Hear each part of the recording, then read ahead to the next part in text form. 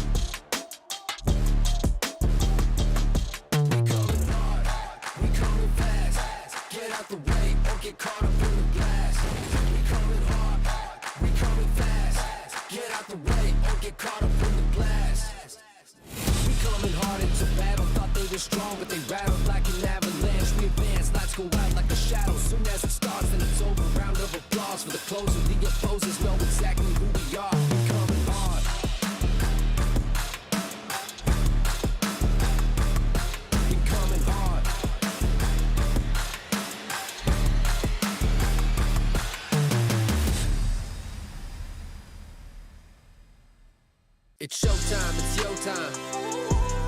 It's game time, it's go time. You got one shot at a gold mine. It's showtime, it's your time. It's game time, it's go time. You got one shot at a gold mine. It's showtime.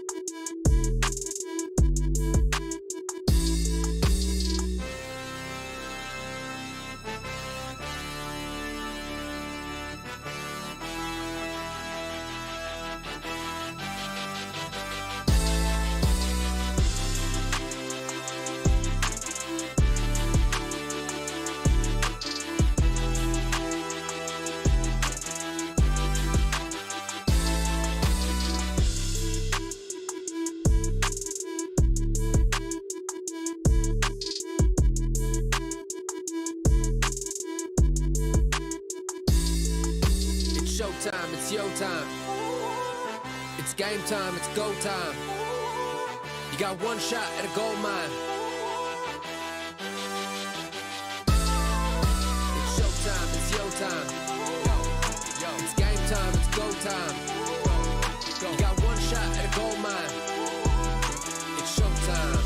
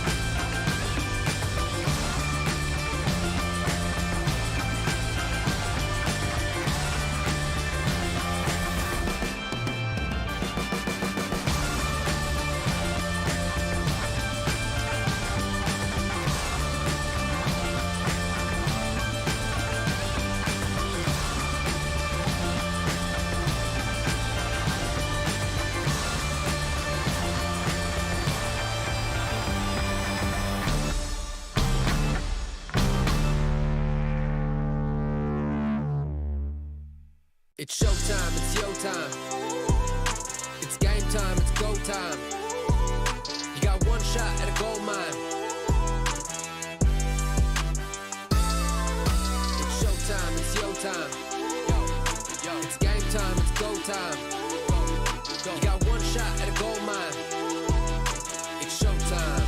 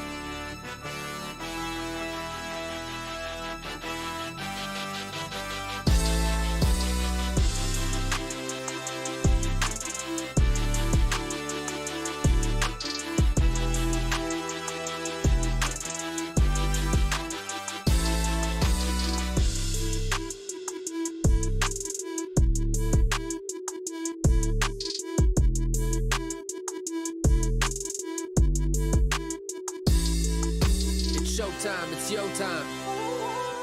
It's game time, it's go time. You got one shot at a gold mine. It's showtime, it's your time. It's game time, it's go time. You got one shot at a gold mine. It's showtime.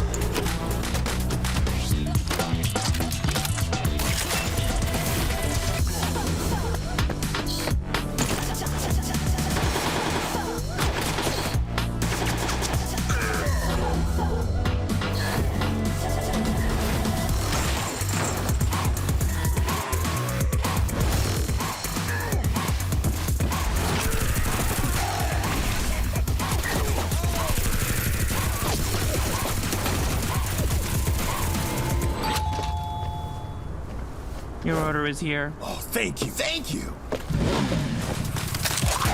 Go, go, go.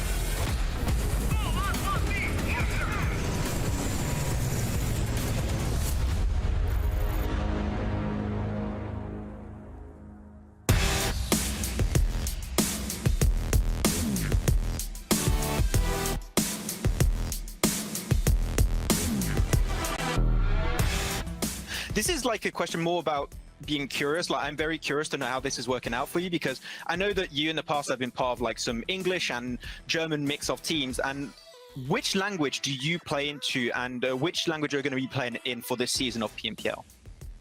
We are playing this season of PMPL in complete German communication, because it's our mother language, so it's easier, it's smoother, the gameplay is just perfect in that language. Yeah, I guess it's just a little bit easier on the IGLing side when you go through like straight to German, right? Exactly. Okay. And yeah, talking about especially all the teams, I mean, you mentioned it earlier, right? The fact that you've got a lot of new teams coming in from PMEC that are from the previous CIS region. How do you expect to potentially rivalize against these new teams that have yet to play in this PMPL landscape? I actually think since the new point system as well, we are probably gonna be playing really aggressive, and I think we also have a good chance with our aggressive playstyle to actually reach the top this season. So. Okay, I mean, this is actually a really interesting point you brought up, right? The point system change. You said that you're going to adapt to it, play a little bit more aggressive. Do you think this is something that is going to significantly impact the way PUBG Mobile has been played in the past for this season?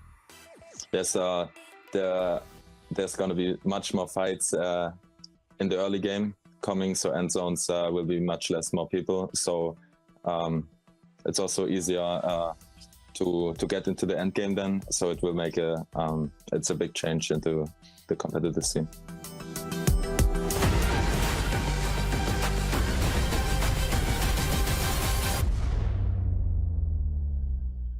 We coming hard, we coming fast. Get out the way or get caught up in the blast. We coming hard, we coming fast. Get out the way or get caught up in the blast. We coming hard into battle, thought they were strong, but they rattled like an avalanche. We advance, lights go out like a shadow. Soon as it starts, then it's over. Round of applause for the closer. The opposers know exactly who we are. We coming hard.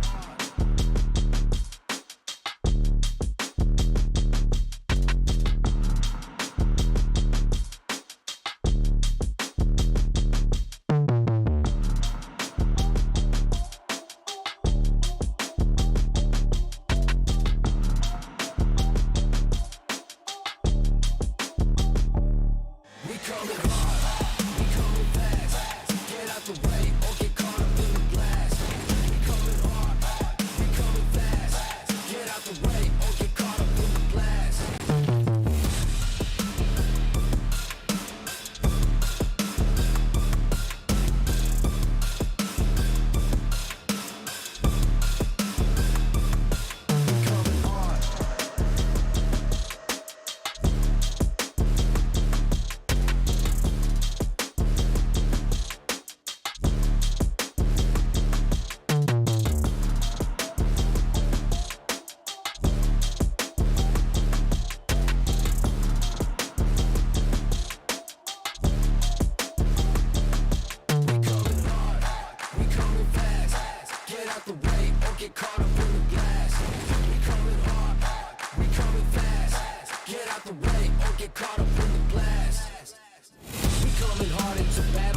Strong, but they rattle like an avalanche. We advance, lights go out like a shadow. Soon as it starts, then it's over. Round of applause for the close of the opposers. Know exactly who we are. We coming hard.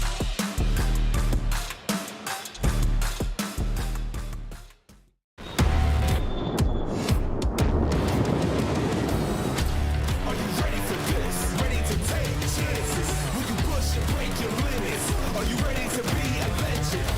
Are you made for greatness? Writing history? Are you ready for this? Are you ready for this? To be a champion, never to change the system. You start a revolution. Are you ready to fight? To reveal this?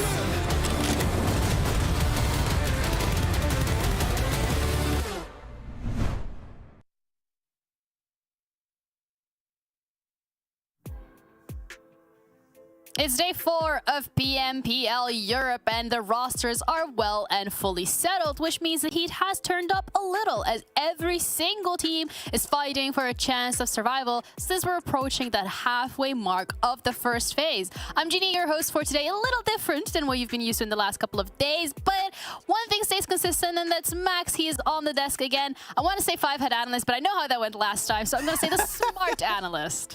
Thank you very much, Senora. But yeah, I'm super pumped to see how things are going to be going. As you said, we reached now the halfway point of this first phase. Some teams are seeming really comfortable at the top, while some teams at the bottom had a little bit of a rough start. But we had that one-day break, so maybe we can expect some redemption arcs to begin here. Absolutely, but before we do so, let's have a look at the socials because there's a lot of things happening. This week alone, 6 play days, so much action. Make sure you follow the YouTube specifically. Definitely recommend great content, great VODs, great everything. There's TikTok, there is Twitch, there's all the good things, and all the social media platforms are there, right on the screen. And who knows, you might get to interact with Max because he's he might have done an oopsie, but that's okay. The oopsie has been solved. We have got Instagram back, and that means also we got goodies to give away, Max. Yeah, we've got some cool skins to give away, and don't forget that on this Saturday, so that's tomorrow, the time this is going live, that you will be able to enter to win some cool skins. And also, we'll be giving away one live on stream, thanks to Janiro. We'll be having a little game happening live, so do go follow the Instagram account at Esports EU, and keep your DMs open. You'll need that for us to send you the skin code once you win. Yeah. We're not gonna rig it, right? There's no. I'll send my PayPal, but that's just there for details, you know. That's fine. Yeah, that's just like you need to have those to be able to enter the competition. But what we also need to have is the schedule for today to see how the competition is gonna be going, because I know Sanhok, Max, has been a little bit of a thorn in the side for a lot of these teams, but fortunately for them, I want to say, it's only gonna be one iteration of Sanhok today. It's not as bad as it was in like 2021, 2022, because now the circles have changed for the 2023 season where you cannot do these heal strats. And I gotta say, I've enjoyed Sanhok a lot more since this change because you just don't have that heal strat. You don't have teams just getting 2nd place, 3rd place for free. But some teams, like for example SHOCKWAVE, you've known throughout the interviews that Sanhok is not a map where they perform the best, so they're gonna be happy. There's only one today, but Saturday and Sunday they'll maybe want to try and improve on that one because we got a fair bunch of Sanhok in this event. Leaks. Now we already know what we're going to be seeing on the rest of the weekend. Thank you, Max. But speaking of leaks, a heal strat not your favorite? No. Okay, fair That's all I have to say about that. I mean, the Muerte right now, they are, however, looking the favorites. They are sitting comfortably at the... I want to say comfortably, but it's a 5-point difference. I mean, 136, 131. But the discrepancy between the points that the Muerte has and looking at 8th place KONINA Power, it's a bit scary because that's 60 points in total. Well, exactly. A little more, but... Yeah, it's a massive lead to be having only 12 matches played for all of these teams. 12 matches played, and you already started to create such a lead for yourself towards the top is a very scary prospect for these teams. After, of course, as you go by phase, every single phase, you're going to have a reset at the start of each phase. So it's not game over, but don't forget at the end of each phase, you also get a bonus amount of points you're going to be bringing into the finals where you can then qualify for the European Championship. So, man, these phases, being able to get towards the top on this first phase is very important. But G.Nero, as you can see towards the bottom here, Gladiators, a big favorite team, not getting the start we expected, but they started getting a few good results recently. So, man, this weekend, maybe it could work out. Yeah, Doom as well, saying, I want to stay consistent with what we've seen them do last time around in the qualifier. I mean, in the European Cup 2022, Doom, one of the issues that they had was eliminations, and that was what they struggled with the most. And by the looks of it, it's something that they still struggled with. I do remember, however, last time that they thought that eliminations were not necessary and they weren't going to give you points, so therefore they try to stay away from it. But I mean, with the point system that we have right now, it's very obvious that elims are very heavily favored. And with that, we also have our top 5 players who have been performing quite incredibly well. Both the Muerte and MADBULLS having 2 out of their players already here, and Creepy is creeping in himself as well. This is one of the reasons here why you're going to be seeing the side of Muerte and MADBULLS being so high up on the rankings, is because you don't have just one single star player that's just going to be up there doing a lot of the elims and just popping off in these games. You got pretty much the entire team, even though here you only have 2 from MADBULLS and 2 from Muerte, and could tell you the rest of the team is not far behind this top 5. So overall, Zerich, we had a few questions as to how the synergy of MADBULLS was going to work out, but he is set up in such incredible ways this season. Can't wait to see how this day is going to go on. Yeah, I mean, Malloy, that #1 player so far, and especially for Muerte. I mean, average damage, average survival time as well. Incredibly high for this player. But then we're looking at Terminus here, Max, and pretty impressive stats himself. The fact that he's tied up with average eliminations for these first 3 days and actually does more damage overall on average than Malloy, and yet only has 17 minutes and 40 seconds of average survival time is nuts. That means the instant they drop out of that plane, you're going guns blazing instantly, taking down teams, getting squad wipes. That is what Shockwave like to do. They've really adapted well to this new point system, and I feel like the teams that are at the bottom are teams that have or not adapted to the point system, or were just not ready for all the teams at the top being this aggressive and willing to stop them from getting in the circle. So a lot of big changes will need to be made for some of these teams, but Shockwave, I mean, we were questioning, are the original Western European teams gonna be able to perform in a CIS-dominated lobby? As of right now, Game Lord and Shockwave are looking incredibly strong. So the French Revolution's on. We'll see if they can keep it up here this weekend. Yeah, I mean, Shockwave is particularly with the stats that we've seen coming through from Terminus. I mean, potentially survival in the game for a little bit longer seems to be what they're struggling with at the moment. But again, also bringing it down to maybe maps that they're not very comfortable with. We've seen a lot of Sanhok iterations when it comes to Shockwave. And as we know, we mentioned earlier on, they have mentioned themselves that it's not really their favorite map to play. And it's also potentially not the one that they're most comfortable with. And that can translate a little bit in what we've seen from them today. But I guess, you know, you've had that 1-day break, Max. They've had that opportunity to reset, and now the Muerte is that team, you know, at the top that they're looking to gun for. G.Nero, we have to really bring up this stat right now, which is 6.6, pretty much almost 7 average eliminations per game over 12 matches for Muerte. That is an absolutely ludicrous amount of eliminations to get per game. If they can just remotely stay close to this stat going into these next 3 days, I would be giga sold on not only their performance in this phase 1, but also I would say they have an opportunity to take the whole thing. This is the type of result they've already showcased in this first week of play alone. Yeah. And we had some clear favorites, like of course your MADBULLS, your potentially Major Prides, your Gladiators, but they've outdone every single one of those teams. And Shockwave, we said, one of the Western European teams that has been performing the best in this lobby so far with NEXUS Gaming Pro, with Game Lord. I would say expectations have been shattered for some of these squads, and they're trying to set new expectations for the rest of this event now.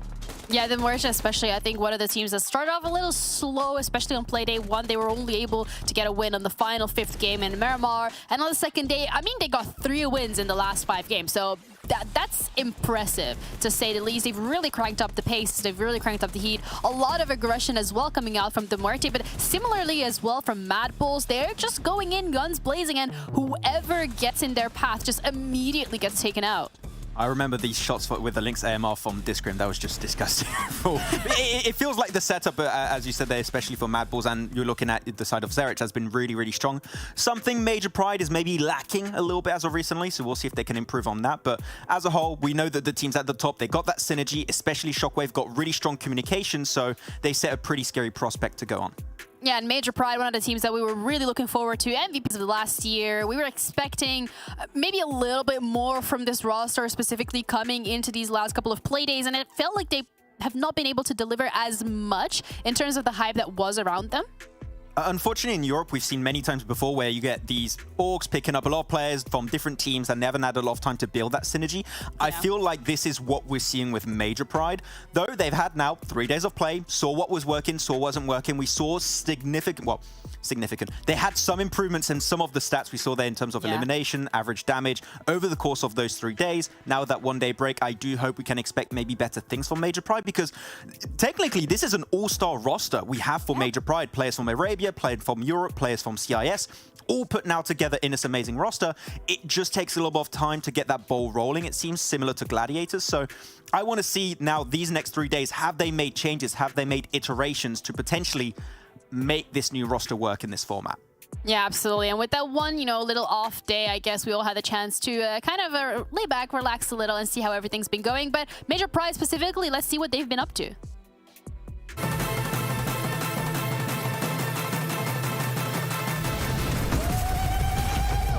Are you ready? The break against 4K, but they're going to walk into the loving arms of the only one, and oh my god! They've been blinking away at those fights on the northeast side, taking plenty of points there, are up the top of this hill. You'll be fairly familiar with the terrain effect. On the old switcheroo, a nade over onto Darev, and MADBULLS don't even need to see them to take them down. Just Striker remains, and the spray from Monkey. And are looking to take control.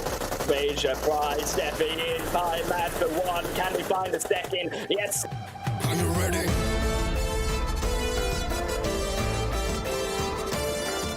Duo work can be done, and Major Pride have done a great job of playing cohesively, but they've been damaged, they've been broken.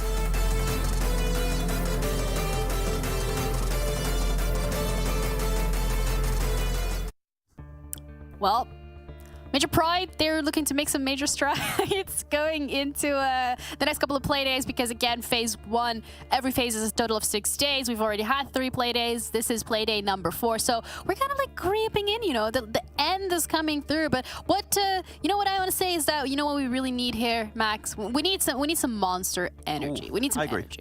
I agree. I got mine right now. It's not green screen. I wanted to get the green cam. I was like, I got a green screen. I can't. I've learned from the full season of last year, but the sugar-free iterations are the best. So recommended. Yes. So not sponsored. Not kind of. Yeah, but if it's the green screen, do you only get like the floating logo? I think that would also like look really cool. Just that floating logo. Yeah, that would be cool. But looking at the teams today, looking at kind of like the stakes leading into this, because we kind of already touched on the fact that there's quite a big discrepancy between the points collected by, say, the top 2 teams and the rest sitting down towards 3 all the way to 16, which again are those teams that are going to be having a lucky gander at Vikendi to get a couple of extra points as well. It's looking like do or die, especially when it comes to getting these elims under lock and key, as the points, elims points, good. Get elims, get points, and that's the name of the game. Yeah, one of the teams that I think has made a really good change in especially the last 2 days of play now is Dagestan 77. I really tried to build a lot of hype around them, especially since their performance in PMEC when they qualified for this PMPL season, because they were a team that really didn't play in this region beforehand, except for Shifu. Yeah. He's a player that already has that esports experience. And I think that they've really adapted, especially on day 3. They really started to go a lot more aggressive when you're looking back at their games and how many elims they got. I'm looking at a 3rd place was 5 eliminations, 8th place was 8 eliminations, 6th place was 10 eliminations, 7th place was 4 eliminations. Even when they go out early, they still frag out. They still know that is where you're going to get a major portion of your points. And currently, the disparity between their placement points and elims is 19 placement points for 53 elimination points currently, which is a massive increase when it comes to eliminations. So I feel like Dagestan has slowly made these changes over the course of the first 3 days, and I feel if they stay, if that is their new standard, we can expect some good changes from Dagestan, maybe even reach the top 5, which is a position they've been eyeing out for the past 3 days now. Yeah, and the European Cup 2022 saw them kind of victorious, especially in terms of the eliminations that they were able to secure back then. I mean, Shifu was MVP game after game after game, so, you know, maybe I had a little bit of hopium going for that prediction, but that's okay. It happens. But also the fact that some of the changes have coming in through these rosters. We've had an eye on a lot of the teams in the last couple of 3 days. We've really had that opportunity and that chance to see them solidify their positions. And I think one of the things that was a bit of a question mark coming into this here was the fact that Effect and Zerich were broken up into 2 different teams, and a lot of questions were around how that's going to perform. How are their respective squads going to perform, and how are they going to perform within them in terms of how will they be set up? So has it lived up to expectations? Have some of the questions been answered for you, Max? I don't want to talk about this anymore. My heart's been shattered since this roster's been split. It's like if you take Stalwart from SA and you just split the roster. Hopefully, touch some wood is not going to happen, but you've pretty much done the EU equivalent. It could happen.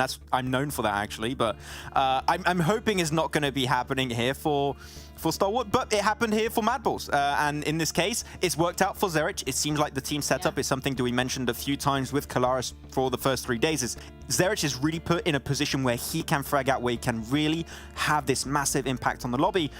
And Effect, before day 3, that wasn't really the case, but we did see some major changes where it seemed like Monkey and Effect were able to really get a lot more involved in these fights. So we said we wanted to see them try and set up Effect in bigger ways, because he is, at the end of the day, the MVP of fall 2022. So you want to have this guy on the front line, fragging out as much as he can. It's just a question of time to build that synergy. I said it, Major Pride, star team when it comes to the individuals. Building up team synergy and communication takes time, and I don't think they're there just yet, but maybe they'll be there at the end of this event. It's interesting that you bring up time when it comes to building that synergy, because Gladiators, they've stayed on the same roster. They've had the time really to kind of gel together, glue together, get used to each other. But it feels like as of yet that hasn't really, you know, they haven't really found what makes them tick.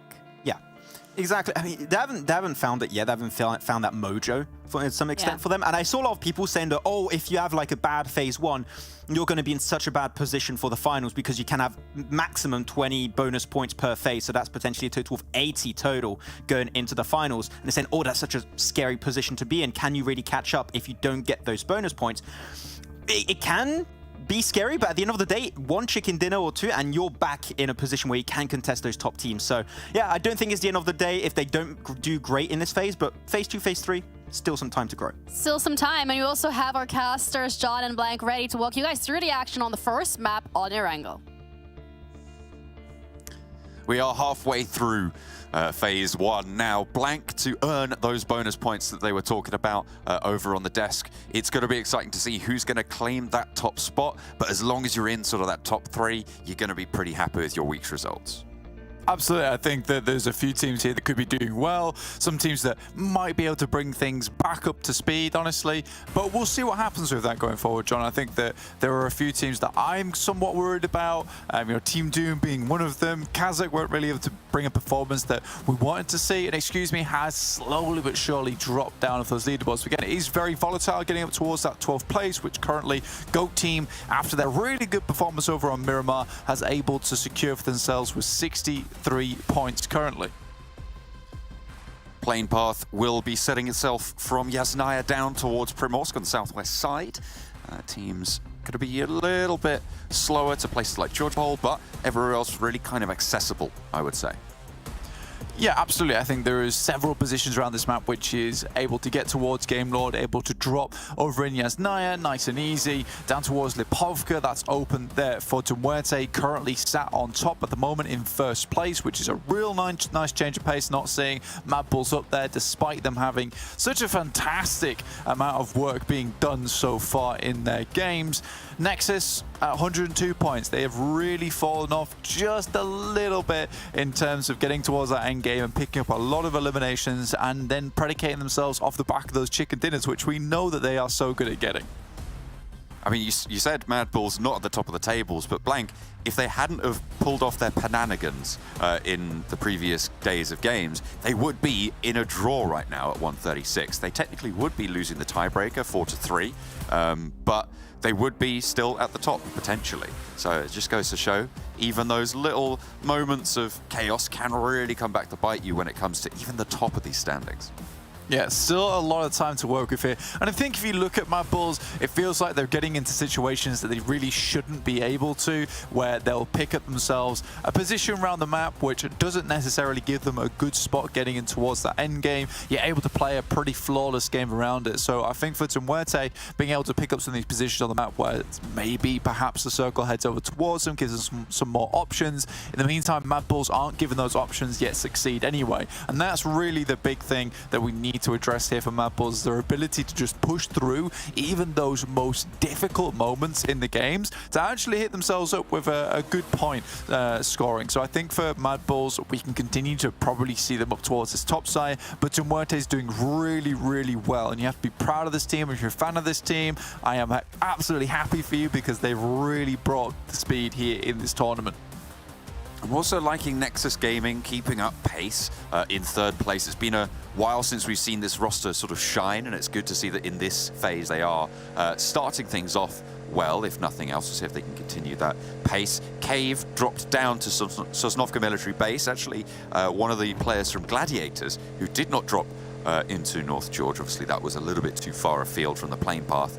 They were playing on that military island as well. They grabbed a vehicle and evacuated to the North Shore.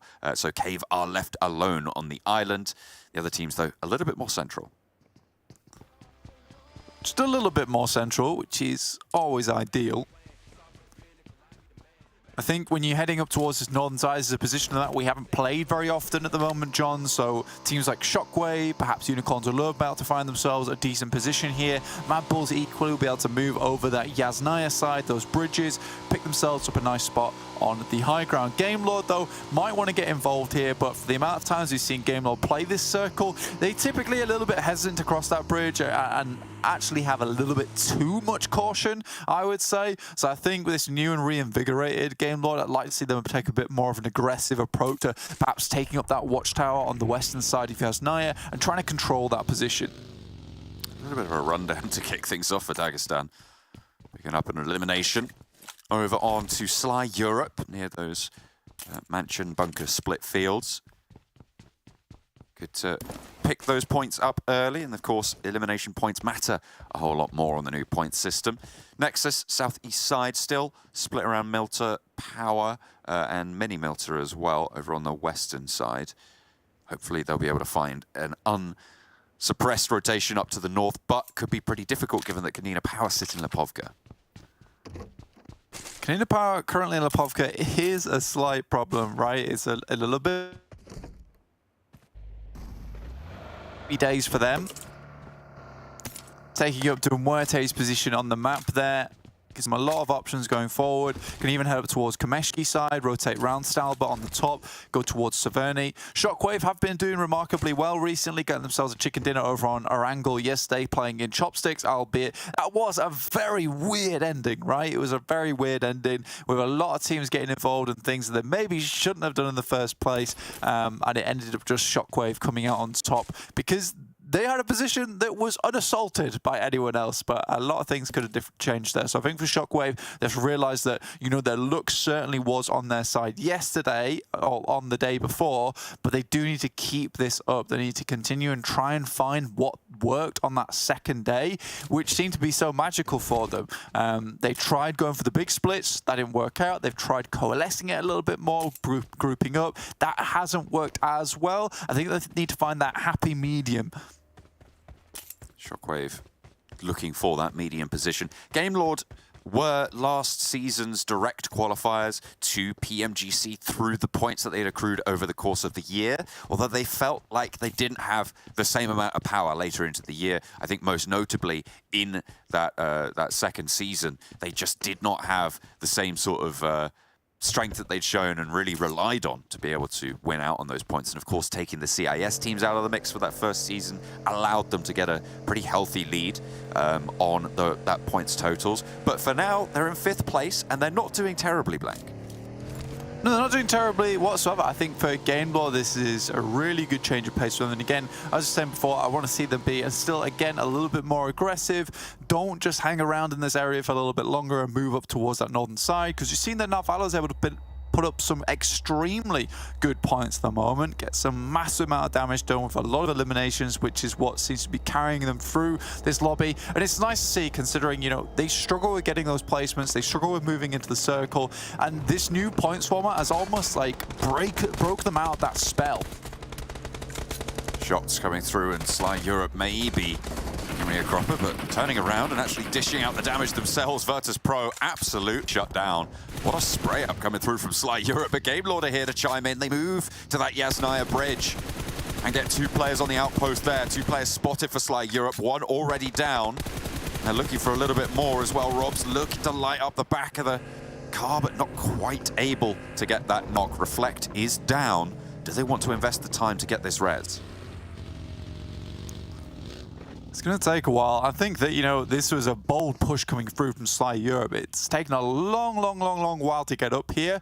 And all in the meantime, teams will be setting up in this area. It's such an important position for a lot of teams. And I think for Game Lord, I wanted to see them take an aggressive approach, but I hoped that they would take a watchtower. But this is equally just as efficient, right? You wait for teams to cross that bridge and take them down as they head over, in which case you can move across knowing that this area is going to be a little bit safer because the team ahead of you will be significantly weakened. But that did require them to hit some good shots in the first place. Shots over towards Victor will be taken down by Shifu. They are trying to trade that off, and they actually back Dagestan off that position, which makes Victor resable now on that south shift. You can see Robs will be the first to go for it. There is a nice little safety ridge line that they can res behind, but they're not taking any chances. Reflect just about to bleed out as well across the road. Yeah, interesting stuff. I mean, Victor really should have hit those shots, but Forrest Shifu has time and time and again shown us on Dagestan that he is one of their best members on the team. Very, very accurate, able to turn a situation on a dime. And typically at those lower levels, that's all you really need, is that one player who is incredibly good. We get to PMPL now, though. You do need a cohesive roster. And whilst Dagestan is doing still decently around this, currently in 7th place, I think this is not a way that you're going to hit towards those top sides of the lobby. But again, they are looking a lot cleaner overall. Game Lord, on the other hand, again, all making the right steps, the right moves to keep on going with this current playstyle they have.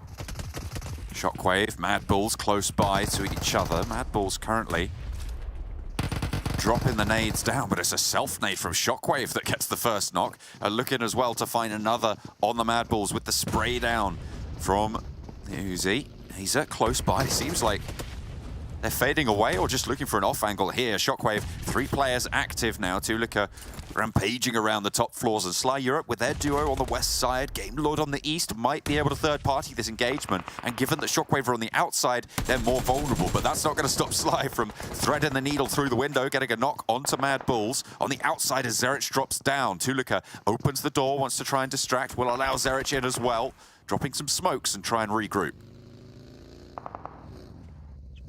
That's correct, John. Waiting to get in there for Shockwave. Struggling just a little bit, but MADBULLS look to be having the worst end of it currently. Shots coming through from Game Lord. Onto the engagement now as well. KASIK team as well, who are rolling up in the back, finding 2 players in the bunker who will not go down without a fight, but how much further can they go? The answer is not anymore. English Resable. Now KASIK team take up the mantle as third party. Flake out, knocked in the open, behind the smoke, sure, but Trazen is now the last standing for Shockwave in the meantime. Will be able to crawl all the way back for the MADBULLS, sets himself alight. Trazen, what is going on there, my friend? Needs to try and stay alive here to keep Shockwave in it for the time being. Tulika out and into the corner. I think he got spotted there, or at least took a little bit of flack from KASIK team across the way. Trazen looking for the res onto Terminus, avoids the nade as Frozen suppresses the position. Frozen doesn't nade over the top there. Luckily, MADBULLS are able to get in towards this spot with little to no difficulty, with Terminus going down to a nasty nade there. Terminus is going to have to try and get back towards the rest of his team as Frozen applies just a little bit more pressure in the form of a hand-grown and thrown grenade. Could be hand-grown as well, you don't know. He might be a great gardener. Organic. Of weaponry. No added preservatives. Certainly not going to preserve anyone who appears on the wrong end of that nade. Either way, MADBULLS moving on in now. A lot of damage found with that nade. Value from the lob out from SHOCKWAVE, but they are getting these heals off, getting these reses, looking to try and stay alive, but that's a light up on the staircase. Nothing you can do about it. Frozen now into the ground floor of the building. Wants to heal, and the mantle taken up by the rest of the MADBULLS roster to stop any pushes down. Terminus took himself out. I feel like these self-nades from SHOCKWAVE have been not the greatest. Gladiators coming into conflict with Avalanche and finding out that it doesn't take a top team to take them down. This time around, it is Avalanche to win out the duel. Avalanche able to get back in towards this one. Very, very unfortunate there for the Gladiators. Not a team you expected them to go down to. Again, though, from Rozhok, MADBULLS are able to take themselves a very significant position towards that top side of the map. They identify a compound that's good, and this is what we saw a lot of teams in PMGC doing, is that if a compound was strong, they were not afraid to fight for it at this point in time, with these circles being more and more about who can get towards that central position, who can take those strong compounds to leverage that position going forward. Zero. Nailing some good shots, useful shots, and much needed shots over towards Avalanche. PNL trapped behind the tree. Two of the unicorns are down already. Stimming up for Zero. Spots the breakout wide. PNL out in the open, but answers with a volley of his own. Unfortunately, it's not going to be enough. In the meantime, Nox flushes started to come through, and the reses over onto Miki should be possible here as well. The circle will encroach, but it's zone 3, which means you can get the res in the zone. Yeah, we'll get players back in there. Unicorns Love have played very carefully on the sidelines here. Dark Project, on the other hand, taking shots up towards, excuse me, Furia tries to throw some smokes up there to provide a...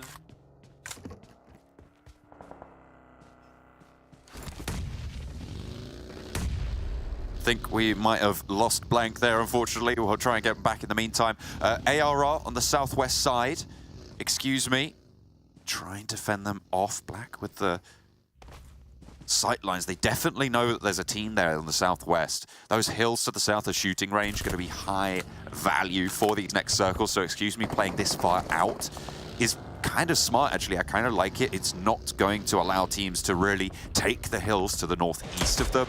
It's going to suppress everyone in those rotations to fight off against each other. The question is, can they bear that weight of ARR pushing in, of Dagestan pushing in, of the remnants of Dark Project as well on that south side?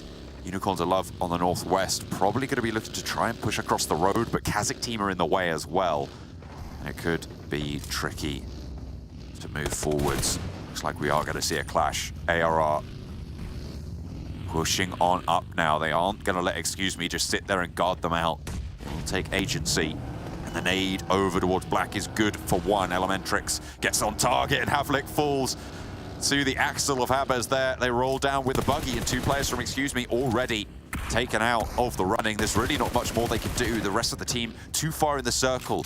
The shift comes through on the western side and allows teams now to figure out where they want to beat their path into this next one. KASIK team with that outpost in the center, pretty nice there on that central area. Unicorns of Love as well on that northwest side. KONINA Power will have to leave Severny most likely. Absolutely, I think for KONINA Power, moving down from that northern side should be a decision they're trying to make sooner rather than later, considering Nexus on the outside will be able to take shots at them as they leave. MADBULLS currently with their 2-2 split on the eastern side will want to try and clear out as much space, but KASIK with some high ground, which, excuse me, obviously is still trying to harass the moment, could be decent for them. Unicorns of Love, after their display on Sanhok yesterday, do not fill me with confidence currently, even with the 4 members that they currently boast. But we'll wait and see. Dark Project on that south side. They are down 1 player, but again, still a very, very dangerous opposition to come into contact with. Nexus trying to move past, but getting shot out by KONINA Power, and that is some good knocks. Flush coming through as well onto Keme as GameLord make a fast southward rotation, trying to sweep down towards that side, and Dagestan have another contender in the area. Game Lord really has played out this game fairly slowly, but I won't say there's ever been a point where Game Lord has not made the right timing on their pushes with what they're trying to achieve here. KONINA Power quickly take down NEXUS. Now, this is not what should have happened. I feel like KONINA Power are not in a good... Oh, Game Lord rolling on up to the engagement. They try and crash straight on. Victor able to find 3 eliminations on the game. Sure, they take down Cave, but they lose a player to go a little bit more central. MADBULLS further north than they are. NEXUS right now, the last 2 of the players on the southern point of Severny. Octavian on the outside and DBS in hand for Bellucci is going to be brutal to deal with for them. All 4 of the players from KONINA Power want to push this one out because they know they can't leave these players in here and alive. They will just take them down on the back foot. A cheeky little knock there coming on for the MADBULLS, I believe. But Octavian continues to stay alive for a little bit longer. Just that touch longer upstairs around the doorframe. This is the last stand now. Bellucci around the doorframe. Doesn't manage to unload the first shell into Octavian. He stays alive for a little bit longer. Those stims will tick him up. They're not going to play this one too slow as Octavian jumps through and actually gets out the window here after getting a second knock. 2 players from KONINA Power. The doorframe is there, but he doesn't have the reload in time, and Bellucci puts the final nail in the coffin of the NEXUS squad on the north side. Now, they are the only team in Severny. They will be able to get these reses, but they'll have to move south pretty quickly. Dagestan, in the meantime, on that south edge with ARR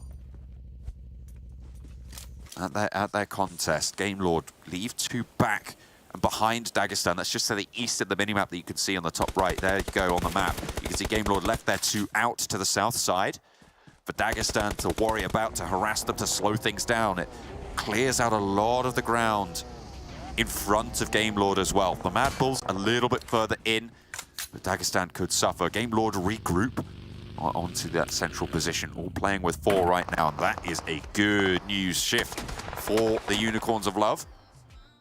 That allows them a lot of the ground around that shooting range, although it is pretty difficult. The hillside just to the east of that shooting range is going to be very, very high value, and all of those teams on the south are going to be competing for it. That's ARR, Dagestan, Game Lord as well, all wanting to try and push on in. KONINA Power, who have yet to leave the southern point of Severny, keep getting stopped, keep getting drawn short as KASIK teams backstop. Ingush gets spotted out and does some damage. KONINA Power will be slowed down as the circle just about to close.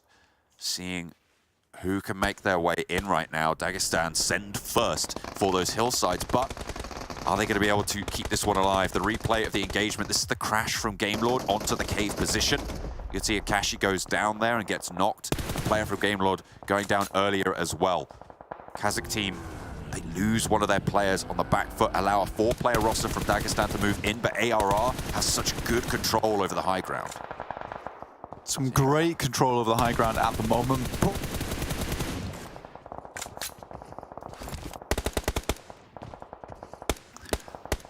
How much further can that take them? I'm just in and out, man. That's okay, yeah. I think we got Blank a little bit in and out, but speaking of in and out right now, ARR trying to move in and getting shut down with a back sweep from Game Lord, moving on through to see if they can just push in behind and take care of ARR to push in from that south side. Pushing up north, trying to curtail that Game Lord rotation, but Game Lord slowed down as well. The knock at the back should be resable if they can get ahead of the curve, and it seems like they have managed to get Akashi back up. Now 2 players from ARR sit ahead of them. They can push this off this hillside. Very, very powerful. Dagestan further in. Unicorns of Love playing in the compounds as Tapok sends central. Tapok had such an impact in some of the games that he was playing in for ARR. Spoiled so many players' days. Victor down.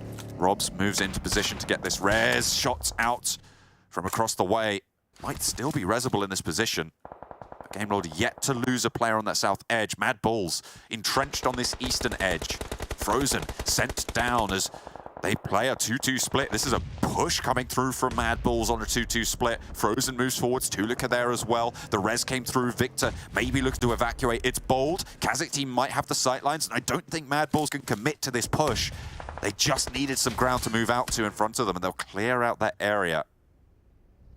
to try and gain some control of this circle. ARR surviving for now with the duo that they have remaining. Unicorns of Love on that northwest, still playing that edge spot. MADBULLS, this is a really bold 2-2 split that they're maintaining at this point, but I feel like it's necessary in order for them to not just be immediately shut down on their egress when it needs to come through on that eastern edge. Just before I go, let me quickly get some analysis in. This 2-2 split extremely important just on the pace of they don't want to allow Game Lord to get too much further ahead here. They'd have so much room to play with, but they still have Zerich and Fleeke behind to set up towards that high ground later on. Frozen and Chulika, all it is about right now is delay. Slow things down. Assuage the threat that Game Lord will pose, and they know it. And this is the discipline from MADBULLS. They make these right decisions. They make these good decisions. But now, what can they do with that decision? Even if you make all the right decisions for your position, it can sometimes just go wrong for you. And maybe that's what we're going to see here for the MADBULLS. Could be what's happening, but again, Game Lord still really struggling to get through here, and now MADBULLS finally regrouping. This is very smart, and in the meantime, Game Lord's not been able to cover much ground or clear out much space, making this endgame really difficult. Tulika rolling back to the rest of the team. The MADBULLS regroup away from Game Lord. Now Game Lord could start to move up across that hill. Unicorns of Love reposition further south. In the back of the queue behind the Dagestan entrenchment there. And remember, you've also got ARR on that south side of shooting range. South side, could make some happen. With the amount of players they have, it's going to be pretty problematic, I think, as Waze was going with that as he fades out. KONINA power finally taken down as we saw that roll up. Ingush doing so much damage to them. They just got slowed and slowed and slowed coming through on the south point of Severny. Unicorns of Love want to take this position away from Dagestan, but they cannot push too far forwards because Game Lord have now moved into an oversight position. Nades looking good, though. They are answered back and forth between Dagestan and Unicorns of Love. Just Keep and Shifu left for Dagestan now on this corner, as Game Lord can start to take position. MADBULLS, in the meantime, rotated all the way up to that northern edge. And KASIK team playing 3, a 2-1 split right now. Unicorn and KASIK forwards, leaving Striker at the back across the road on the north. Could potentially be a little cheeky backstab onto the MADBULLS position, but position now given away, and the MADBULLS know that there's a player here for them to worry about. Game Lord shifting around, and Frozen breaks all the way out. They've gone for another 2-2 split here on the MADBULLS. They sent the players all the way down south again just to scout off and give Game Lord a little bit of a sense that maybe there's some players there, but they will regroup back up to that north side again. This is huge information gathering from the MADBULLS to know where Game Lord are playing from, to allow themselves a little bit more ground to play with on this side. Dagestan on that west side still holding out the Unicorns and popping these nades back, slowing things down. That's exactly what you need to do when you're playing with minimal resources. And if you can get 2 knocks, great. If you can get more, even better. 2 flushes coming through as well for Dagestan to tally up 6 eliminations on the game now. And Game Lord on the south side still yet to vastly leverage that high ground position, but the hillsides in front of them can be very, very difficult to descend. That eastern side under threat as well from MADBULLS wide swings. We've seen that before, that 2-2 split coming into effect as the circle shifts away from them. So the eastern side of those hills is going to be a little bit less valuable. However, if you can clear out the full entirety of that eastern side, it could be the case that you have got that ridgeline to play with as it falls down into the north side. But Game Lord can't have the confidence to take that just yet. KASIK team and MADBULLS both out on that northeastern edge, around the edge of shooting range. Actually finding a lot of value with this next shift. The Dagestan corner and the ARR south side, both pretty valuable to survive into this next circle, if not to win out into the finals of it. Shots finally starting to come through towards the MADBULLS position from Game Lord, as they get a little bit of confidence on the ridgeline. KASIK team, eastern side. As Game Lord suffer heavily. Unicorns of Love just lighten them up. They try and step too far forwards and the smokes just weren't there. All of a sudden, Game Lord lose 3, and Narvalo needs to invest time in getting these reses as fast as possible. Game Lord really suffering now on the turn of a dime. MADBULLS as well, looking for a little bit of an engagement. Flyke has gone down. KASIK team looking to get dealt with now. Can the reses come through? Flushes are starting to fall in line for Game Lord, and this is not good news for the French squad on the south side. However, they get the first res, looking for that second as well. Unicorns are love now preoccupied with the Dagestan position, move a little bit further forwards. KASIK team as well, only down to Unicorn on the northeastern side. Zerich moving forwards. MADBULLS not going to be the arbiters for Game Lord on that south as Narvalo sends on in. They throw caution to the winds and try and get a forward survival position. Send down the hillside, and Unicorns are love more preoccupied. Not going to be suppressing the Game Lord position anymore, but with that time, Game Lord managed to break down and move up north. Unicorns are love getting lit up in the meantime. A really disastrous turn of events for Game Lord, but they stay up with 3. They can potentially regroup on the position for Narvalo if they can deal with ARR further south. See how much more pressure they can exert on this zone. They've been on the high ground for so long now, but the MADBULLS have been such a core team, such a massive component of this northeast side, but it's only Unicorn now left standing in their way to exert control on this eastern side, and he's down in the bunker. They know where he is. They know where the suppression line lies. Game Lord, the main threat now for the MADBULLS rotation. You can see how much open ground is in front of them. How much more smoke do they have? 6 in the pocket for Tulika, so they can make probably 1 or 2 crosses now to move forwards into these next circles. The southwest becomes a shooting range in name and in nature for everybody holed up in this area. Game Lord on that south side have been struggling down this hillside. If they can regroup to Narvalo, it's good, but nades can find their way up from ARR. Tapok, Becker will not allow them to just fully regroup. Narvalo has to stay prone as well. Tulika lighting up the angles for Game Lord. And the 2 teams who have been hiding around the walls of shooting range are just surviving round after round. Engagement after engagement. Unicorns are love. Find a nade over onto Shifu, and you've got to wonder how much more can Dagestan weather here. On the walls of shooting range, it can't be much more. A burnout and a cross from Zero on an open position, but Game Lord can't step up to capitalize. Zero spotted, keep up, and the spray down onto Zero is good for a knock, a flush, an elimination on the Unicorns of Love. That will take them out of the running. Tapok, Becker now playing underneath as a roll forwards from Game Lord. They're taking control now with the Unicorns out of the mix. Dagestan's position isn't as good to suppress, but these are the nades I was talking about. Coming uphill from Becker from ARR, and a shot down as well coming through. Just Narvalo left standing, who made the way forwards earlier. Robs takes a lot of damage from the nade, and Narvalo took a little bit as well. MADBULLS still on 4, and they move on through and ruin the day of Game Lord. The MADBULLS somehow playing on the far east side exert so much control over this zone. This is why they are a team that absolutely deserves to be at the top of these tables right now. Shifu taking shots over towards the remnants of ARR, but everybody is withering under the gaze of MADBULLS. Tulika, though, not able to take Tapok down just yet. This guy has been a thorn in the side of everyone. Zerich dispatches Dagestan, and now it is turning their attention to everybody else in the lobby. You've got KASIK, who have just been hiding out in this bunker. Last team remaining now. How on earth has Unicorn managed to make it this far? I do not know, but the MADBULLS will be able to take this one. The zone will close. The MADBULLS have the high ground. The shot's coming through. They know exactly where he is, but there's not really much they can do about it. Maybe send a player out to try and get that elimination point, but with 11 eliminations on the game, Unicorn will take a bow and take that second place mantle. MADBULLS put so much pressure on the table. The way they played that eastern side was absolutely incredible, impeccable, and really, really gonna have a great impact on those tables. Resurge into the top spot, having a little bit of a dance party. Blank, I don't know if you're with me, but that is one hell of a way to close down this game. Hello. I have been here for some time. Okay. But there has been no point to jump in. You have been... Oh, I think he's gone. Almost immediately on returning. Taking a breath. So... Oh, he's back. But yes, it is...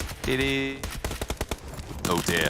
I don't think that's going well. Can't hear you anymore, Blank. If you can hear me. Unicorn finally enveloped by the blue zone. Punching it out. I don't think you can fight the blue. I don't think it's going to work out for you. Goes down, and the MADBULLS will seal the deal. They knew exactly what to get up to. 131 points at the start of the game, 11 eliminations and a chicken dinner. That'll see them up to 21 points on the game, bringing them up to 152 overall. That will leapfrog them over Muerte. However, over up the top, Muerte on 136. They still have a game in hand. Can they keep that up? I'm not sure. But me and, to an extent, Blank, we'll see you in the next game as we head over to the desk. You know what I find really impressive? Like, more impressive than the fact that MADBULLS have another incredibly convincing win is the fact that John's just sitting there on the desk casually doing the maths, adding up the points, and not making a mistake. Yes, that's the difference between him and me, is that he's actually good at math, and I cannot do what he just did, but I cannot do either what MADBULLS just did. That is an absolute banger of a game once again. They survive as a four-man team like they do almost every single match where they make it on a podium finish, and they're just so hyper-aware of the terrain and the teams around them that they're just like, okay, we don't have to rush things. You're just going to regroup over on the eastern side after doing a 2-2 split, after scouting all the information we needed for that move, and then we're just going to eke our way forward slowly and surely. And once that fight breaks out on the west side between ARR and Dagestan, they're just like, okay, they're fighting. It's now the time to third party. Do not give them any space. Do not give them any room in this game to just suffocate them out in the blue and secure the chicken dinner. It looks so easy, but it's MADBULLS just playing down to a T these matches. It's textbook what we're seeing from this team. Yeah, when we're looking as well towards the lower side of the rankings here, I mean, Gladiators and Shockwave, they unfortunately not able to collect any points, and these were both of the teams that we were kind of really looking forward to today and see what they are able to bring to the table. So how are we feeling about that one, Max? Tough game. It's a little bit of a rough start for the first one, but you're still going to have 3 more matches for these teams, so I do expect some changes to be made. But I got to say, Sly Europe got absolutely bodied. They got bullied out of a bridge camp. They were initially defending that bridge on the western side of Yasnaya.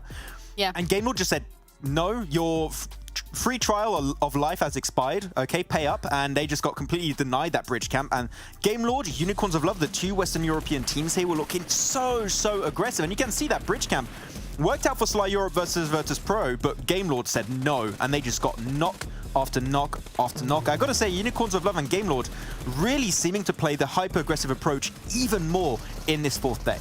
Yeah, they're the troll bridges. You have to pay to be able to get past them, and this time around you had to pay with your life, and that meant also you had to pay with points, because Unicorn of Love as well, especially like the aggression that we've seen coming out from them this time around, they've really racked up those points and they're really pushing it as far as they could. But Dagestan is one of those teams as well that we kind of highlighted earlier on today on the analyst desk, mentioned that when it comes to points, when it comes to aggression, they're slowly creeping their way in, and they finished 2nd as well today. I think we had Keep and Shifu at the end who were just doing the main frags they had in the northern side of that circle. Of course, they were on the other side of that road, the southern side of the road. So if you're any of the teams coming in from the northern side, you're not going to make that cross unless you have all the resources needed. We saw also English there from Demuerte, no, not Demuerte, sorry, we saw a player from KASIK team. They were split. There was a little bit weird. I wasn't too sure why that was working out, but English got himself a 1v3 versus players of KONINA Power with the DBS. So the split, I question, but that solo play, I do not question. And then looking at MADBULLS, they just push up because they know teams are hurting, teams are in a really precarious situation, and they don't want to give them any breathing space. They don't want to give them an opportunity to come back. And of course, the celebration dance at the end, which, you know, is mandatory in a game like that. Yeah, do you have some of those celebratory moves yourself? If I had luck with my emotes I put in my boxes, yes. But unfortunately, no. I've only got the basic IRL? package. IRL, you're not asking me to. No, I need. No, that's not going to work out. Yeah, that's not going to happen. You know, I think we should just all forget about that. But we should not forget about the team stats, however, because I mean, MADBULLS. Do we have to like say the same thing again? I mean, this team has just been a force to reckon with. Yeah, I mean, really, you're looking at Zerich there with his move, and he's really a character from Chainsaw Man. He's going con, and instantly just the entire enemy team just gets obliterated. So, yep. I don't know. We said it multiple times, right? The team synergy, we didn't know what was going to happen with this team on paper. At the start of the season, they've proven that this team works in practice in these actual matches on day one, and they're just a consistent team. So I think that we can just expect from them to get chicken dinners almost every single day so far. They've had such an incredible podium finish ratio out of all their matches, and I don't think anyone except potentially for Muerte can contest their current location in Phase 1. Yeah, absolutely not. But also the damage coming out from Unicorns of Love, actually, I mean, a lot more aggression that we've seen from them this time around has been highlighted before. Dagestan having those two players, especially Shifu, closing in towards the end. You know, they're adding to the tally, they're adding to the damage, they're adding to those points with those limbs. So, you know, we have a couple more days left with a couple. I mean, 2 after today. We still have a couple of maps today as well. So, yeah. Look at me. Yeah. Smart. Who would have thought? Not me. If I do want to make a call out on Dagestan, seeing how they were playing this game, I would genuinely not be surprised to see Dagestan in a top 5 position at the end of this first phase. Because we saw what they could do, Janira, right? In PMEC, Shifu, more specifically, being the MVP of that event, you know this team can just do so well. They had a little bit of a rough transition in PMPL because, of course, PMPL is a completely different beast from what was happening in PMEC, but seemed like they just got a little bit used to the lobby. They made maybe a few changes to their playstyle after that one-day break we had yesterday. And Keep and Shifu were working so well as a fragging duo this game. So I feel like top 5 is definitely a possibility for Dagestan at the end of this weekend. Yeah, who knew? We all just need a little break every now and then. Seems to have worked for Dagestan, but let's have a look at the overall rankings as well to see how everything is looking like at the moment. I know we had some quick maths on the desk by John earlier. We're not going to be able to do that, but MADBULLS sitting at the top at the moment. They've managed to get a total of 11 eliminations, so for Muerte coming up next, they need to try and close in on that as well, Max. A little bit of pressure. It was slowly getting to the point where MADBULLS are going to be having twice as many points as 4th place team Game Lord. It's still, I cannot believe that much of a lead has been created. It's still really impressive that Nexus Gaming is able to somewhat keep up with a lead like that, even though they're currently 34 points behind 2nd place of Muerte. But we'll see. And you know, Muerte, I understand. Jenny, I understand. They're such a good team. You predict them even when they're not playing. But that's just how good they are, right? They're just rent-free. Yeah, they live rent-free in the lobby. Really? There's a 17th team, always there. They're always there. They're like lurking in the shadows, and every team is like, oh, are they going to be popping out right now? And everybody's on their toes and trying to figure out how to play, and it's impacting their performance now. That's not going to be the case, but when we're looking at the teams as well, specifically, I mean, towards the bottom of the table, I think there's quite a big discrepancy in terms of elimination points that some of the teams are able to get. So as we're going to be heading into Miramar next with John and Blank, we're going to see whether or not some of these teams are going to be able to capitalize off of these elim points and get the ball rolling.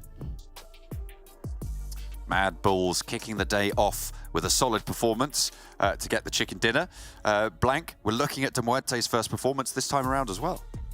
We are, yes. I mean, this will be nice to see. I mean, we had a couple of predictions maybe for Muerte, but playing now, so we'll just count that prediction coming into this game. That's how we'll go for it. But yeah, I think that last game, I wanted to predict MADBULLS, but I feel like I've predicted MADBULLS at least 70% of the time, so I had to go for someone else. The only person getting points there was Max anyway, so that's fair enough. That guy is big brain.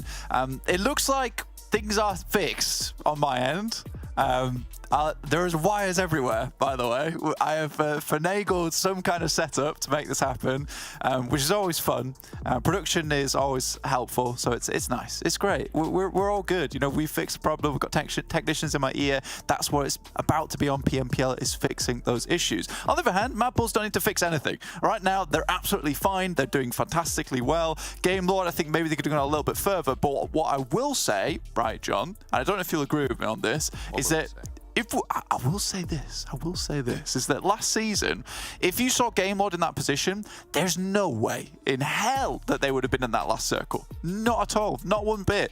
They would have moved far too slow, and I think that this, again, like I was saying last game, as I was moving in and out of reality, that Game Lord is a team that has figured out a way to actually make this aggressive new playstyle, this new format, work in their favor, as it's almost forced them out their shell a bit, to be a bit more confident in their capabilities, as opposed to sitting back and going for those placement points, which plays very well into the hands of people like Narvalo and Victor.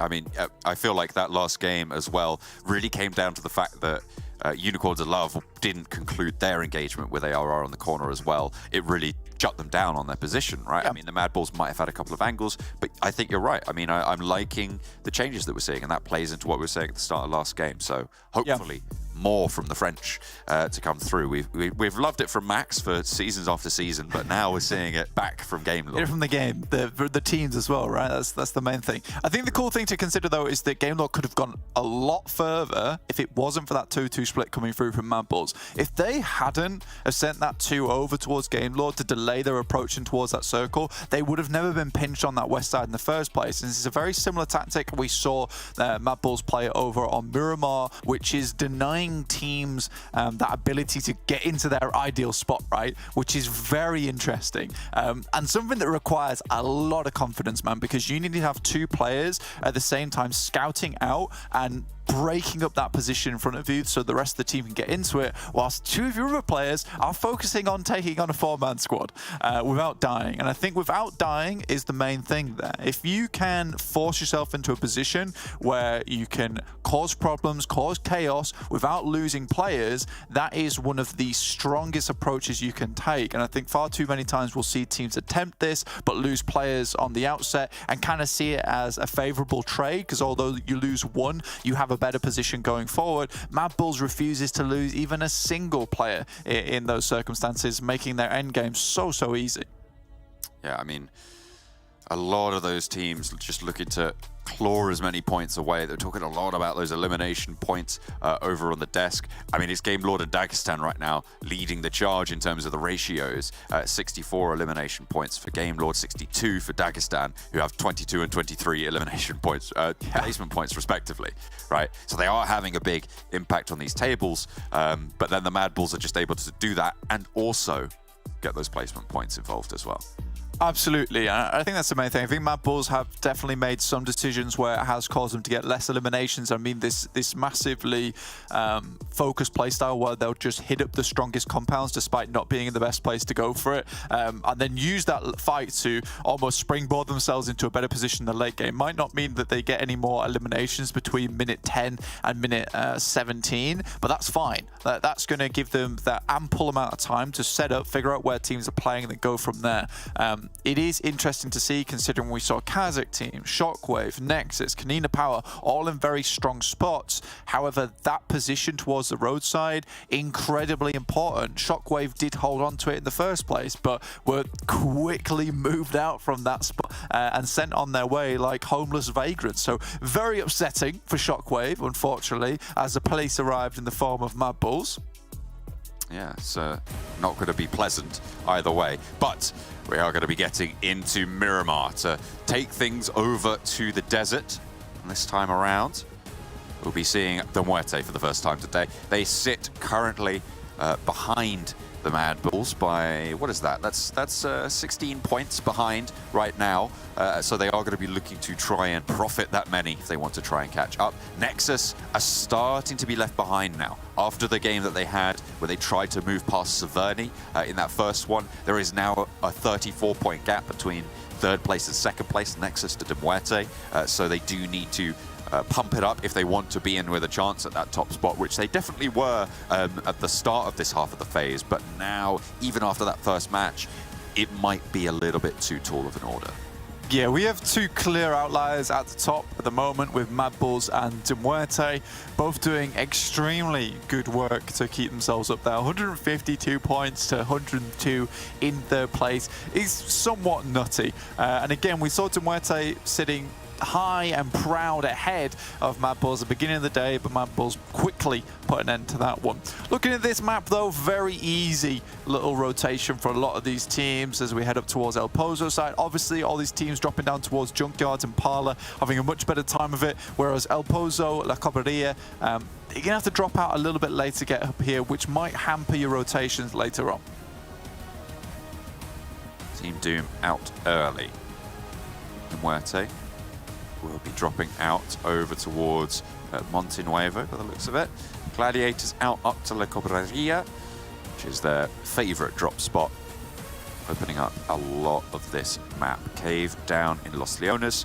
Ricardo will be occupied by 2 teams. We're not going to talk about that because we don't like it.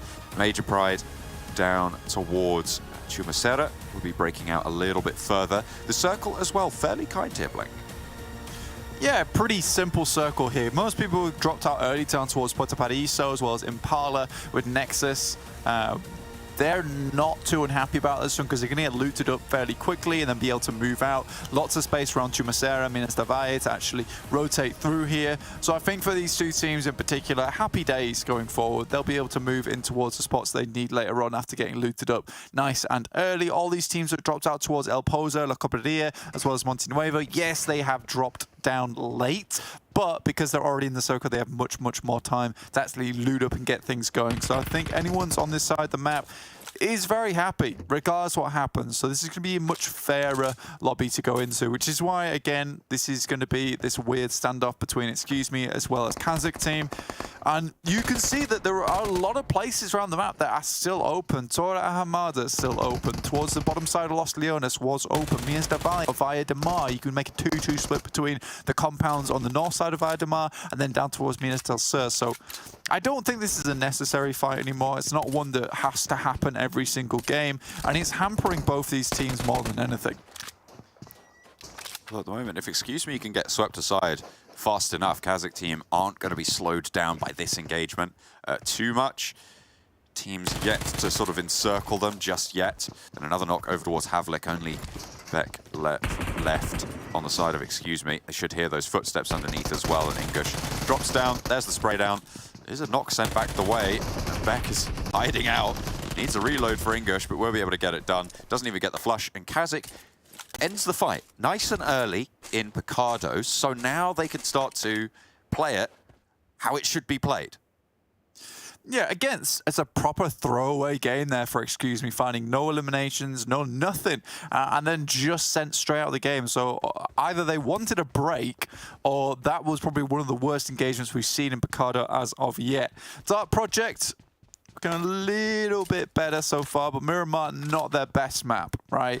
You know, 1.75 eliminations on average on Miramar is not great.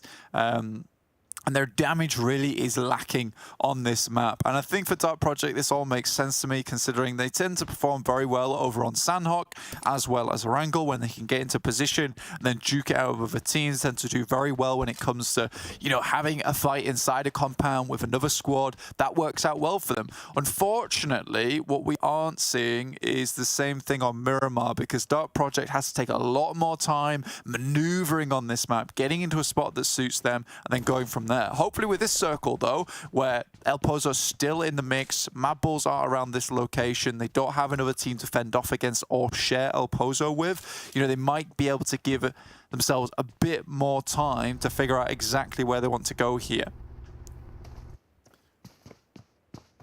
Major Pride still very split on that south side. Avalanche going to be, again, very nice and central, but on a wide spread right now.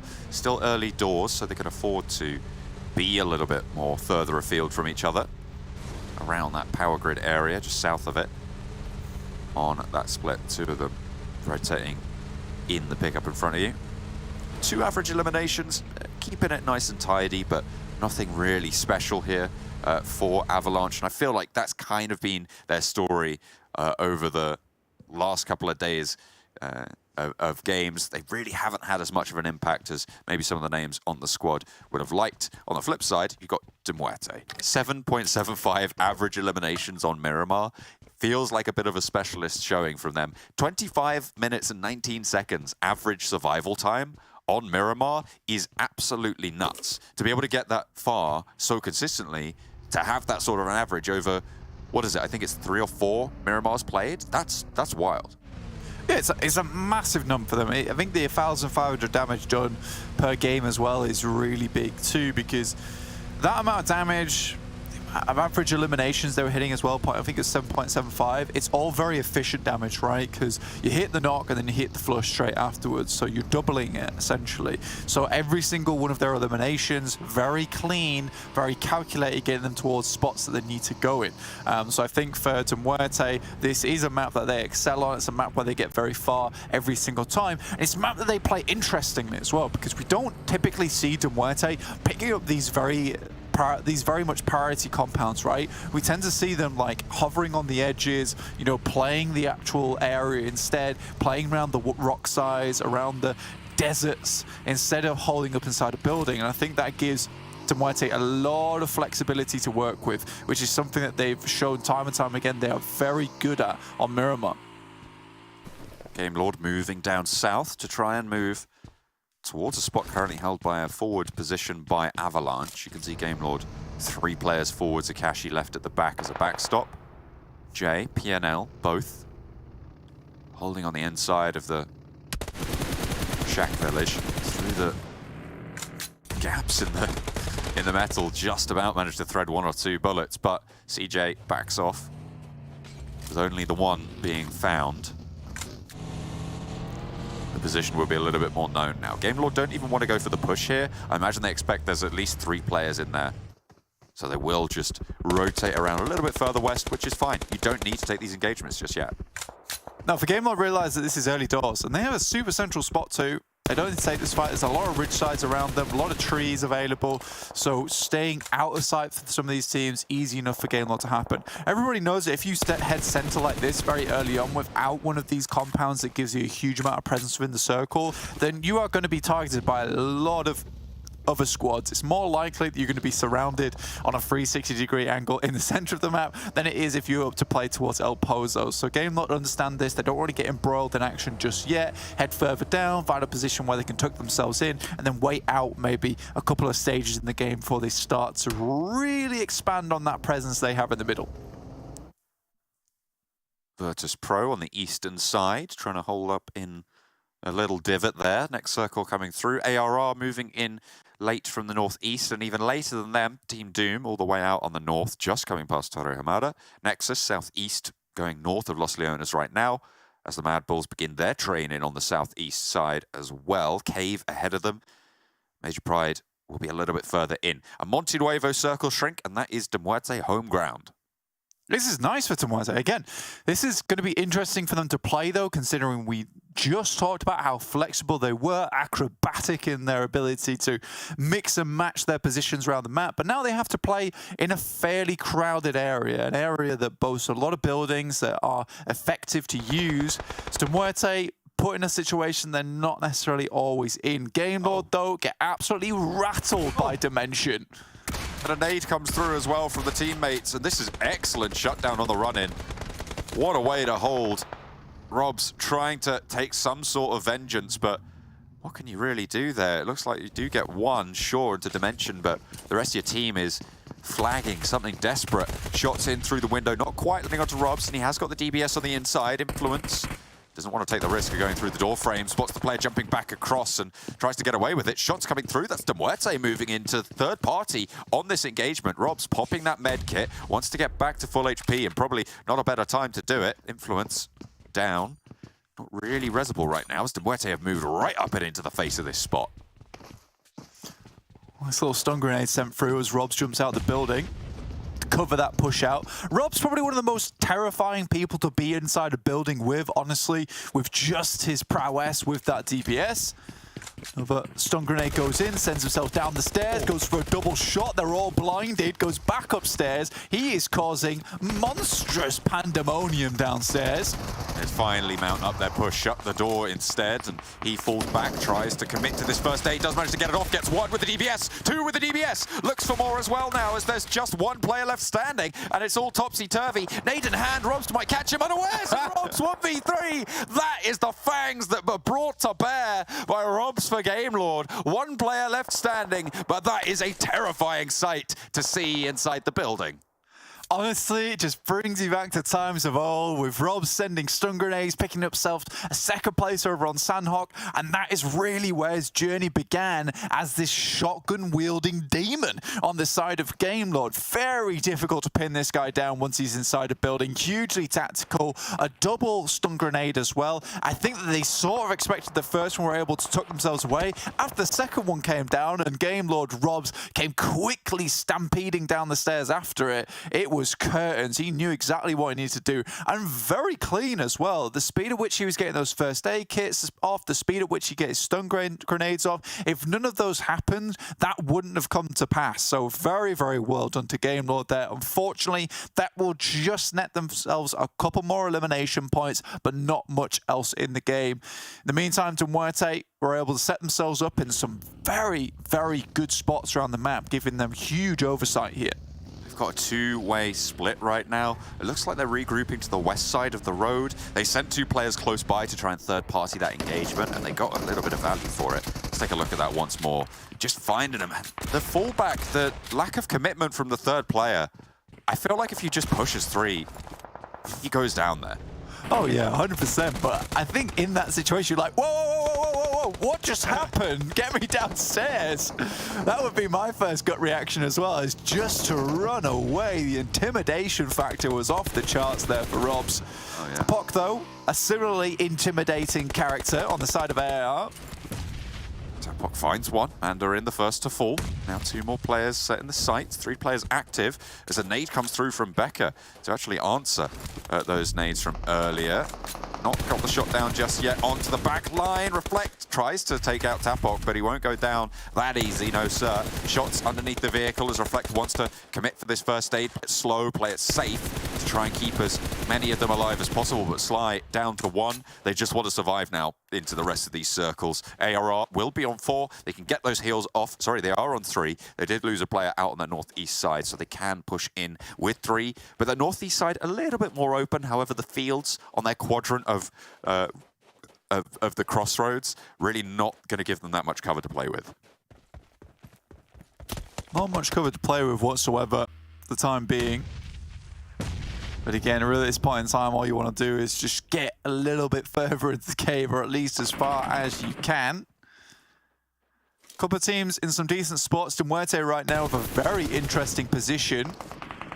NEXUS getting shut down here by KASIK, not able to get in towards that circle quick enough, and NEXUS's ability to do well later in towards the phases seems to have shifted on its head, where they start doing very well in the beginning and now they're falling off just a wee bit. Sang their praises at the start of the day that we're seeing stuff that they haven't seen from them in a while, but they are just turning this topsy-turvy. You're right, Blank. They are coming into these engagements in positions where they should be evens at best, and just getting absolutely rolled. KASIK team actually doing the same again. I mean, they order the teams over towards Severny. It's KONINA power really mostly, but they're just going to get shut out. NEXUS eliminated southeast side, and KASIK team now 3 players on the edge will have some of that ridgeline, some of that position to play with. MADBULLS to their west, though, makes it very, very dangerous. Absolutely. I think that MADBULLS are always terrifying as teams to play against. Major Pride have took themselves underneath the valley itself. This valley is very dangerous because it's cutting out a large portion of area from the map for people to play in. So teams like Gladiators, Avalanche, even AAR want to move down, but where do they move into? A lot of these spaces are already taken up. ARR out in the open. Woodson not quite able to get the final shots onto Habez. Just tapping it down and will be able to get that final one. Gladiators moving through as well to try and look for those reses. 3 players alive, so keeping all 3 of them up could be very, very valuable. Exactly. There is this ability to come down this way, but again, as we said, this area inside of the valley, horrible position to make yourself found in. In the meantime, though, Muerte still in this extremely flexible position at the moment. It's really good to see that they didn't want to force themselves over towards this position of the map. They would rather instead have a very nice spot where they had loads of sight lines to see down towards the guys from MADBULLS. Have a lot of control into that valley. Controlling that ridgeline could be very valuable. If they can fend off Dark Project on their west, it's going to be very, very strong and very difficult for anybody to really contend with them. Robs finally goes down. The DBS demon himself will be exorcised from this lobby for the time being, but I'm sure we shall see a second coming in due course. ARR also eliminated. They are now going down. Difficult positions ahead for a lot of these teams. Major Pride mainly hanging on just for the fact that they are underneath all the action, and a lot of teams will be taking shots over the top of them, so they will certainly hear the bullets whizzing, but mainly over the top of their heads. KASIK now move in, very close to the guys from MADBULLS currently. They are going to be sending nades back their way. Now, MADBULLS, they might be looking in a little bit of a tricky spot, but we know that these guys are the Houdinis of the lobby, able to wriggle themselves out of any kind of possibility here.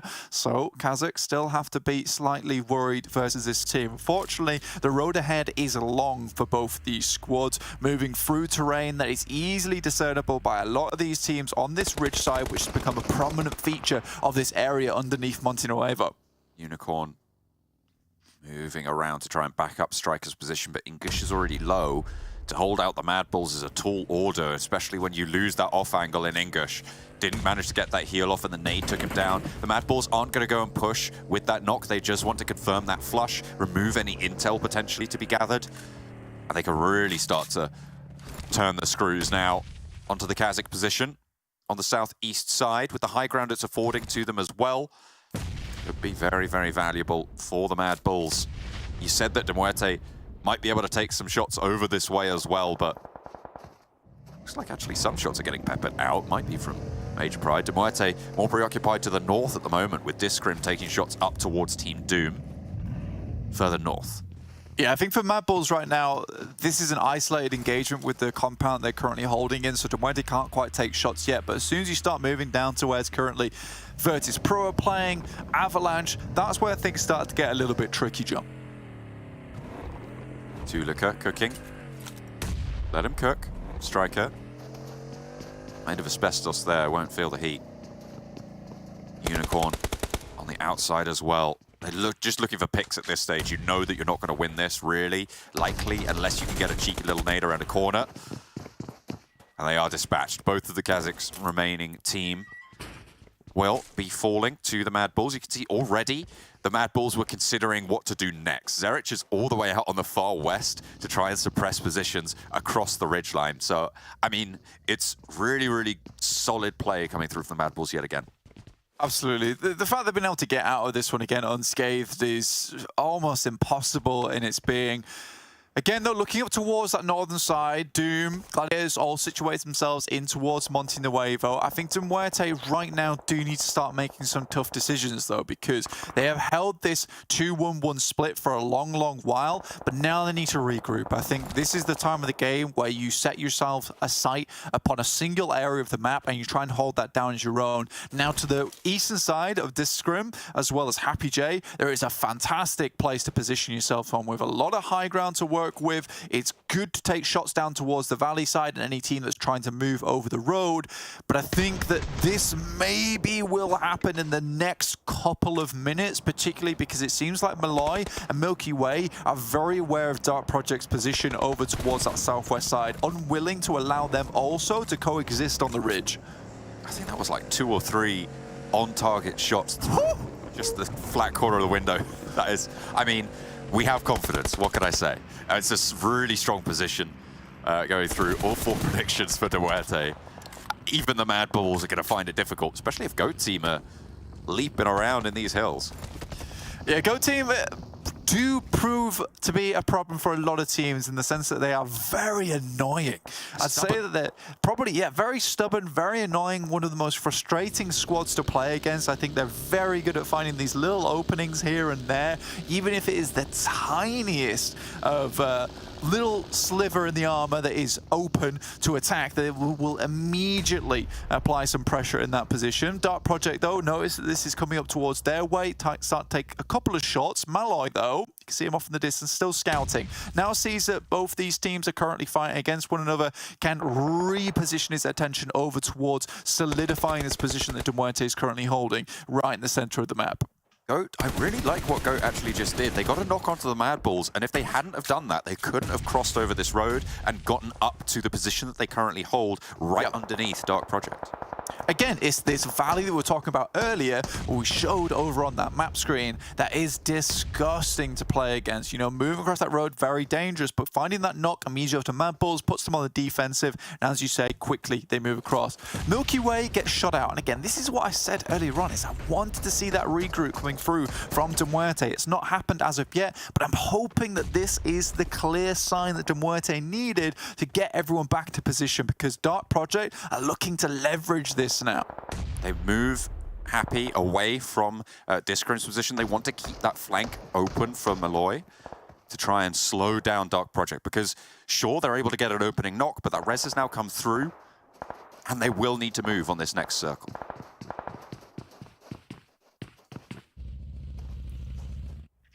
Doom, Gladiators, all moving down up towards the massive silo.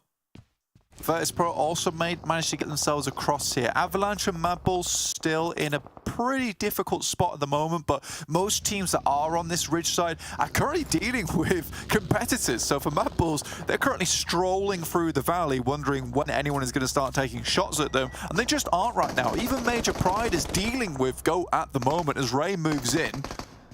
Off goes down first. Piper into the corridor.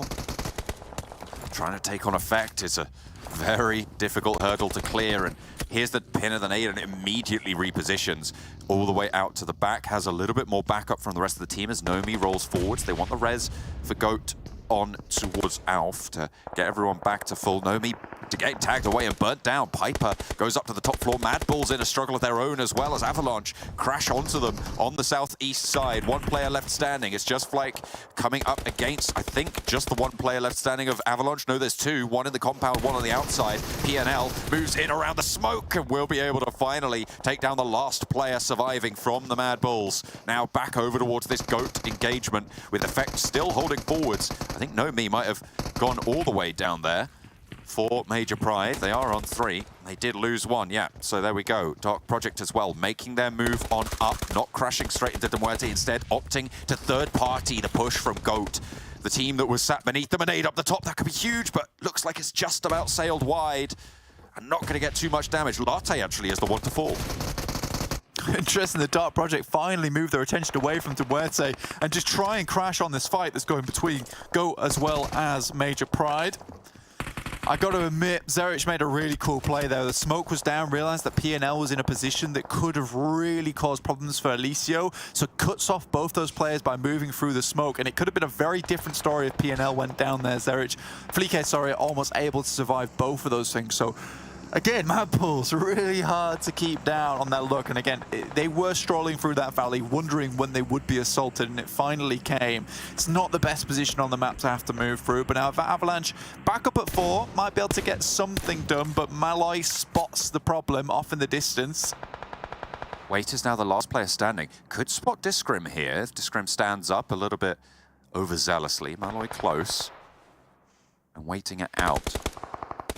Muerte, they've been afforded this wide split for so long because no one really had the gumption or the position, actually, to go and push this.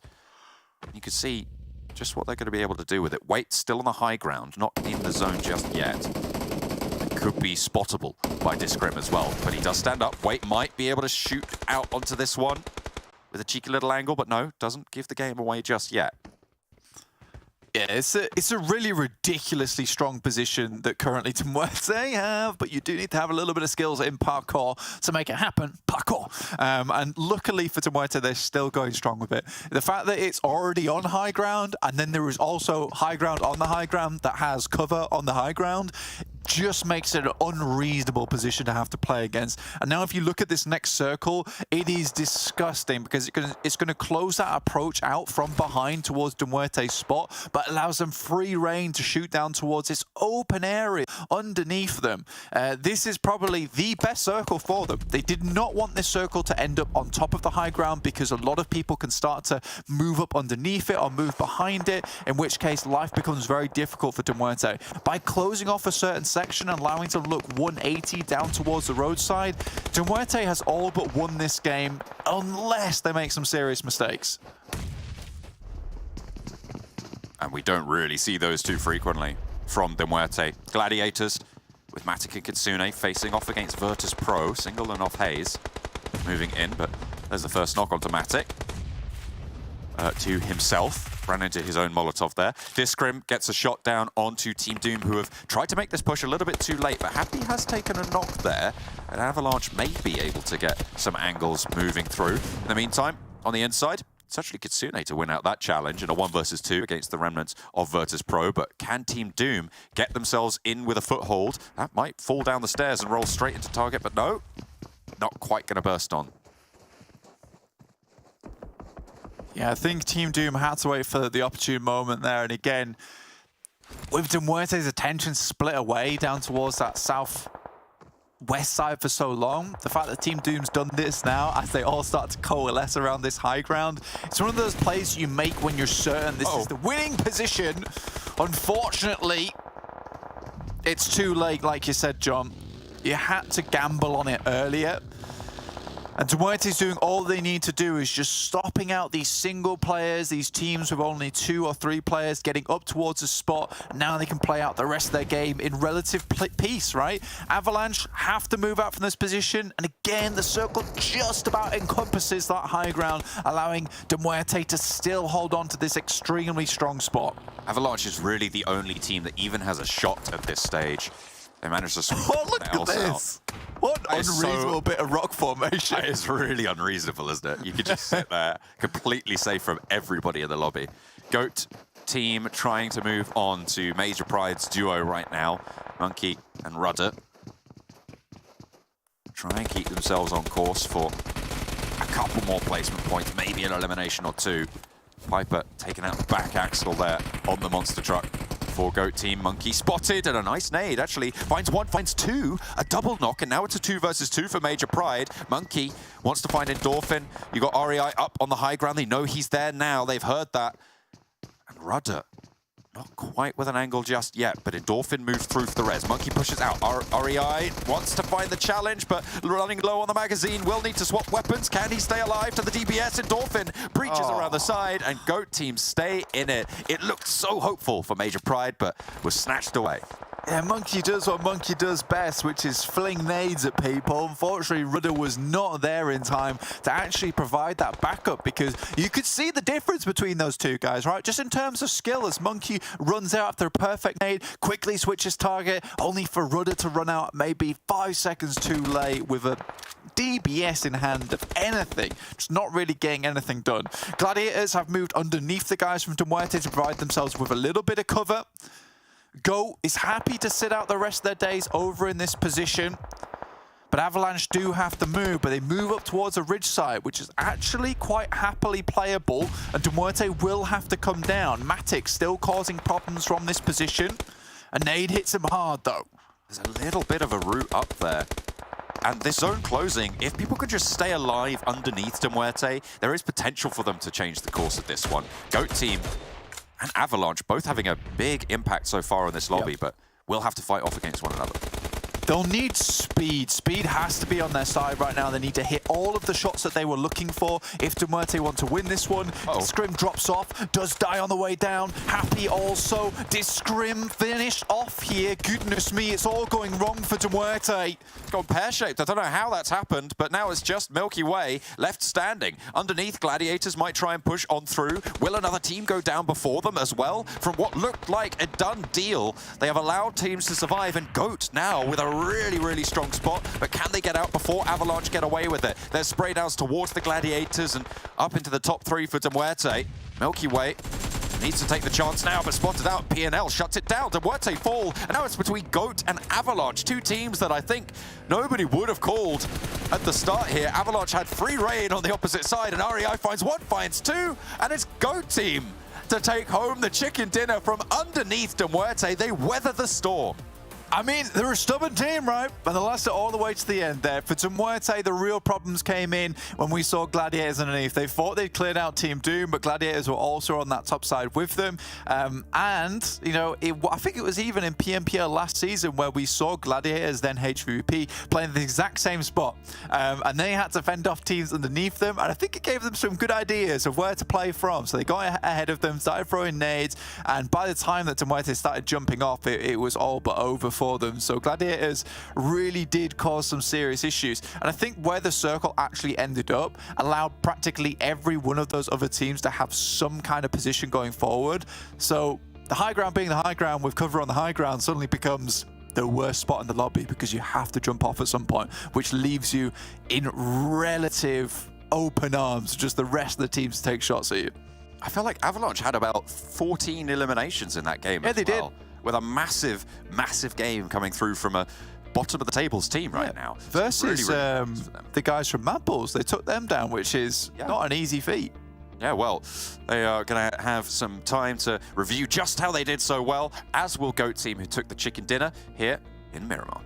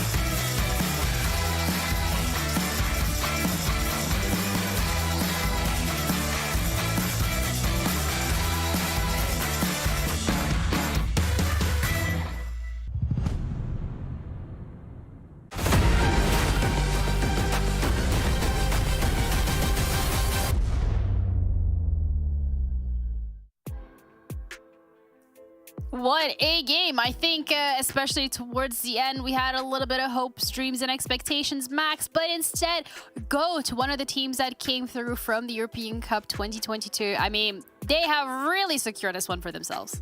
They almost got upset by Monkey, though, from Major Pride, so that was a little bit spooky eventually down the line in that game. But yeah, we saw ourselves a good presence from the side of the PMEC teams in game number 1, especially from Dagestan 77, and now GOAT team securing himself their chicken dinner here on the second match. The PMEC teams are starting to step up pretty significantly, yes, I'm pumped about it.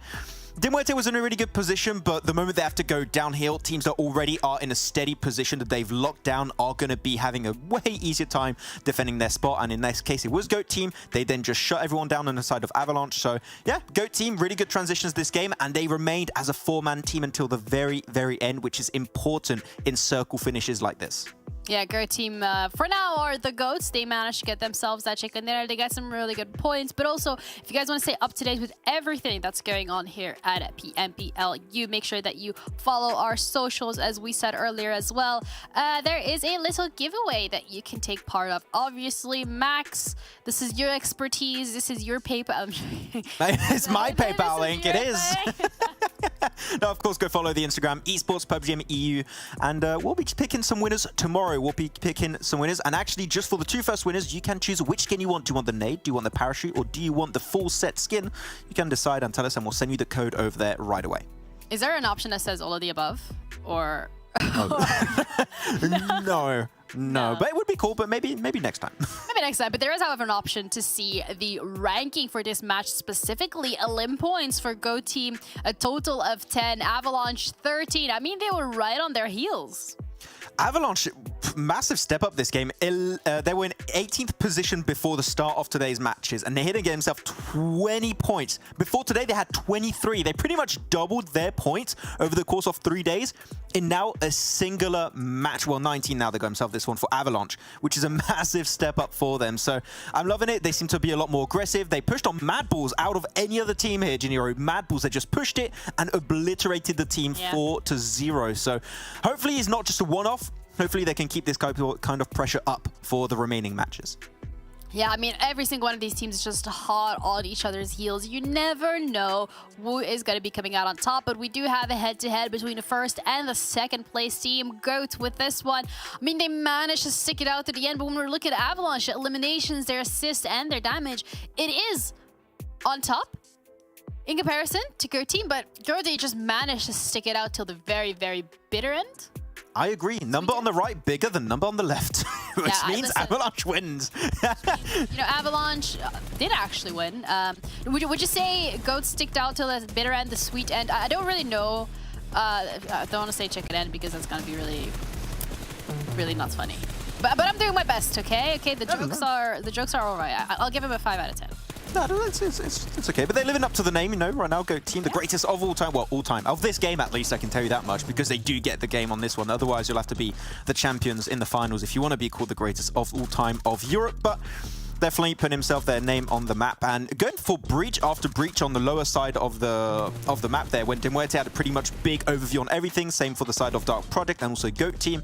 They had a really, really strong overview and just started to get in strong positions early on, especially here. Look at this breach onto Major Pride, smoking out visibility, making sure that transition into the warehouse is just so much easier to pull off. And then, of course, we said Monkey did bring a little bit of an upset with that initial nade, then the push with that DPS, but I gotta say, they were able to heal up from their wounds and then go back as a full squad in that finishing circle. Impressive stuff from GOAT, and I hope that we can see more fights on this, but that's the one nade that got a little bit scary, a little bit too close for comfort for the side of GOAT team. Yeah, a little bit of an oopsie when you do nade yourself. Happens sometimes. Mollied himself, you know, Matic things. Yeah, happens to the best of us. It's okay. It's been a couple of consistent shots, but eventually, you know, sometimes little things slip through the crack.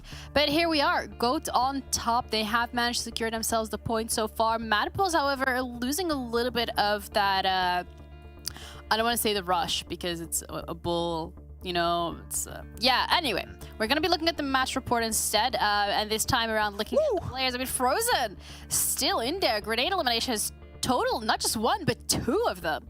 I'm looking at Alicio. Like, he has been, for those who knows, in 2021, back-to-back MVP for PMPL, then at the time PMPL Western Europe.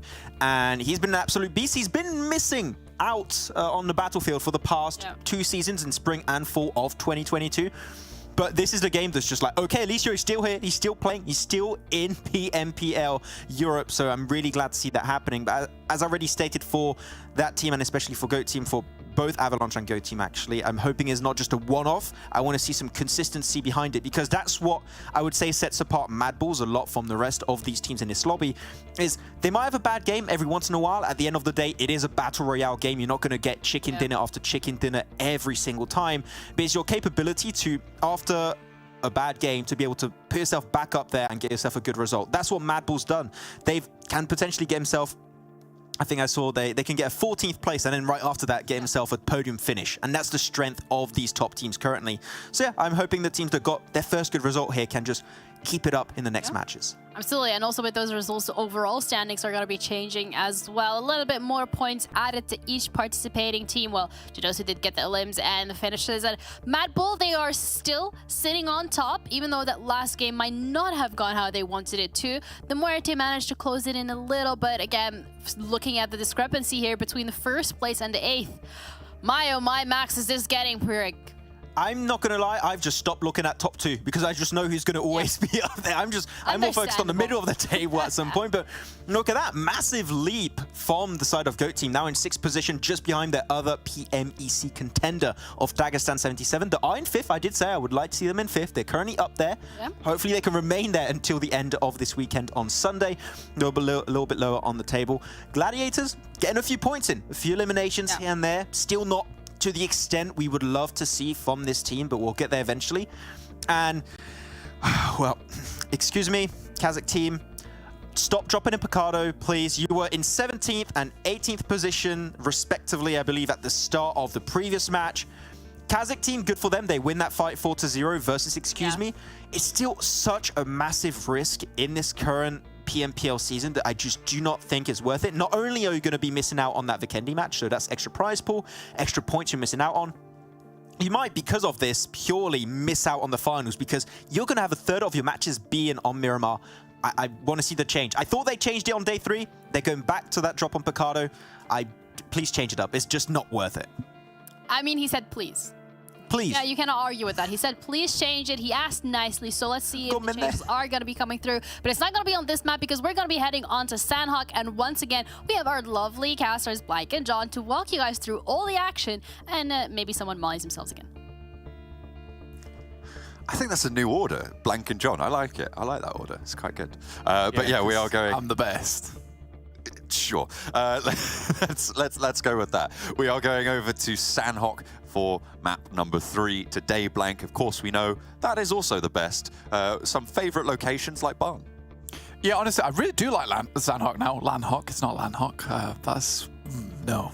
I do really like Sanhok. Sanhok is my favorite map at the moment, which is surprising because it used to be my least favorite map because all I would see is people healing off all the time, which frustrated me to no end, John. I'll tell you that right now. But now we see a lot more engagements happen, a lot more smart moves, teams just trying to get in towards that center area, and teams fighting for position because on Sanhok, that's probably one of the most prominent areas to do it, which is fighting for those really good spots because this is such a small map. There are so many more important places around the map to pick up. So very interesting overall, and I think I'd quite like for this to continue. Bit of a hard western blame path here, actually. Does give a little bit of a run for places like Camp Bravo, like Lakawi and Kampong, but still, as you said, very small map. Not going to be too hard to get around and get those desired drop locations.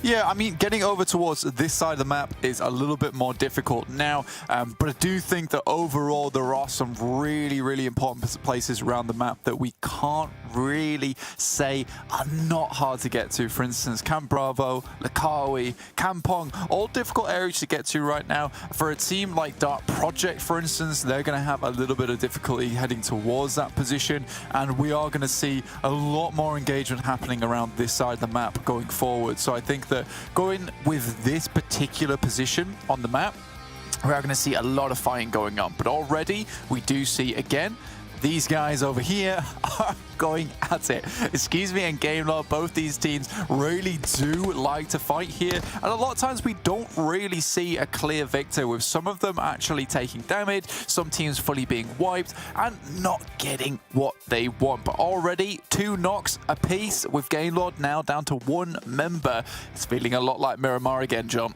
Uh-oh.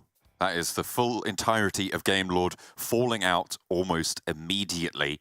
And this time, excuse me, do catch the break to stay alive in this engagement. So Beck can get back, and they will be fine for now. And again, this fight concluded quite quickly, which means that in general, they are going to have a little bit more power, because before we've seen teams move in and try and occupy the areas around that boot camp position. What's interesting to me, Blank, is that there is no VIRTUS.PRO in this map, and look at who's taken up residence in those areas. It is going to be GOAT Team. Yeah, GOAT Team picking this one up is quite interesting, and I think that they're starting to find their footing, find their feet just a little bit. Up to 6th place now, 83 points. Creeping their way through, and I think that they're getting that confidence they desperately need. What is interesting, though, is that they weren't able to pick up positions towards that northwest side of the map because Gladiators already spotted that one. In which case, they take the Confluence compound as 2, and then the 2 prominent compounds just beneath the guys from Excuse Me. So quite interesting to see that. It does give them less control over towards that northwestern island, but not necessarily a problem here. Considering we have this circle heading down towards the southeast, John, this is absolutely fine. What it does mean is that Gladiator's rotation is a bit awkward now. Yeah, it can be a little bit harder. Although, to be fair, GOAT Team have kind of moved away even further. So the Gladiators now can move further south and get a foothold on that southwestern island a little bit easier. Potentially even SHOCKWAVE are going to compete for that, depending on how fast they want to move. So that sort of area of the map is going to be very interesting moving forwards. Ruins occupied by MADBULLS, and even further out towards Tambang as well, on a 4-player split right now, just getting that loot involved. Everybody else seemingly quite far-flung from one another. We did see, of course, earlier a pick onto Unicorns of Love coming through from Muerte. That is on the southwest side.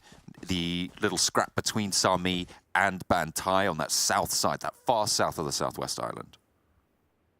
There's a little scrap though, nothing too major, nothing too drastic. Remember, MADBULLS moving away from Ruins at some point will happen. And Muerte down towards Sarmi. So our two big dogs on that southwest side, John. Up towards the north, Paris is KONINA Power AAR around this area, as is Team Doom. Heavily split around the center area of the map. Not quite sure where this is going to end up as of yet. Dark Project finally made their way over towards Camp Bravo, potentially going to pick themselves up some boats again. They are very good at finding those positions to inject themselves onto the map from a seaward position. Just me. That was a cheeky little first knock coming through with the DBS onto Robs, of all people, to feel the brunt of that gun. Will go down there, and then made a target of himself and allowed the team to come through and sort of sideswipe really quite effectively. So excuse me playing off one another very well in that first engagement to get very fast, quick knocks over onto Game Lord. Saw a lot of success for it. Sly Europe over towards Cave. Cave not playing in this game. They normally do drop around this area as well. So Sly Europe have taken that position. A regroup came through from Goat Team as well onto the compound just north of Painan. You can see on the screens they sent Piper up the hill as well. So they have got that off angle. This is a very powerful compound, Blank. Yeah, really, really strong compound to play around with. It does give you a lot of control over the teams over on that southwest edge, though controlling them will be controlling a couple of bulls, and they'll have to grab them by the horn here because, honestly, MADBULLS are coming in themselves. Muerte and Major Pride, no slouches in of their own right. So I think for Goat to try and to, you know, gatekeep this position, it's going to be a little bit more difficult than they might first anticipate. Gladiators start to finally make their move down from the northwest edge, John.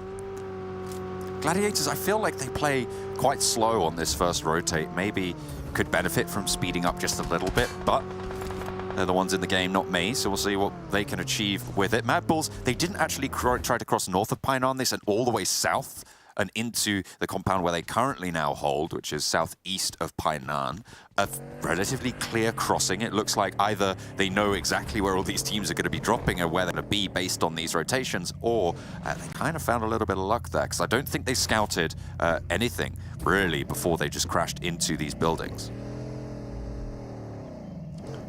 Didn't scout anything as of yet, just straight in there, no regard. I think they were assuming because Cave aren't playing, and Sly Europe a little bit hesitant to get towards this position, they're able to get into it quite quickly. And again, this might be coming off the back of yesterday's break, in which case MADBULLS have done a lot of research in their own time, figuring out what areas of the map are free. And I think that more than anything is important here on Sanhok. Being able to quickly adjust positioning in towards areas of the map that are free is going to be extremely important in the early game, because you don't have to take those fights early on to get a strong spot towards the center. You really want to be taking those big engagements towards the end game. Goodness me. Ripped to pieces is Sly Europe. Shockwave as well, spotting out the Gladiators, and this is the slowness of this rotation from Gladiators, kind of biting them a little bit. Terminus is isolated, though, for Shockwave. Kisune should go down here, but they might get a little answer over on towards Terminus, because really the backup from Shockwave can't come through. They know exactly where he is. The shots are already there. Half HP, knows Matic is close, but what can you do? The nade's been cooking, and that's an easy shutdown of Determiners. So Shockwave lose a player, Gladiators lose a player. That northwestern edge has got a whole lot easier. Yeah, massive amount of space here for a lot of teams.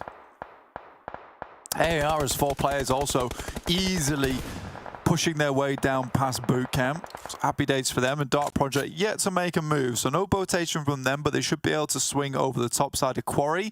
They will have to worry just a little bit for the guys from Nexus coming in from that northern edge. Nexus slowly slipping away. Only 1 point on the day so far, John, which is not ideal. No, not really, especially when you were top 3 to begin things in today's proceedings. Goat Team left the compound that they held, which is still a very powerful compound moving into this circle. They wanted to take a position a little bit further southeast, but they put themselves right into the frying pan right now. Maybe they got a little bit more confidence coming off that chicken dinner, but it's going to be very, very difficult for them. I feel like Excuse Me have one of the better compounds now. Excuse Me have a really strong spot, and it's one that Goats gave up a little bit earlier on. Again, just go R a little bit further in towards that circle though, which is beneficial. For excuse me, they're really banking on this northern shift just a little bit, which wouldn't be outside the realms of possibility, to be honest, but you see so many teams now all playing towards that center side. This was Sayo trying to head up towards MADBULLS' position, but they were ready. Almost instantaneously, Reflect gets removed from the game. Gets cut out. KONINA Power moving into the position. Only two players from Team Doom are in this compound. They're playing on a 2-2 split right now, which is very bold considering they're trying to hold one of the most priority compounds in the circle, which was vacated by Team GOAT. A lot of teams putting less value on this one than maybe we do, but KONINA Power certainly wants it, and a nade through the window will help them on their way to it. Rotating all the way around, sweeping on the south side. If KONINA Power are able to claim this compound, again, they're going to be in one of the better spots. Oh, this is the other compound on the east. I thought this was still the one out on the west, but no, Team Doom playing split on that still. Find Palucci and get a little bit of a knock. In the meantime, Muerte get a little bit of conflict of their own. And Muerte try and take down Major Pride.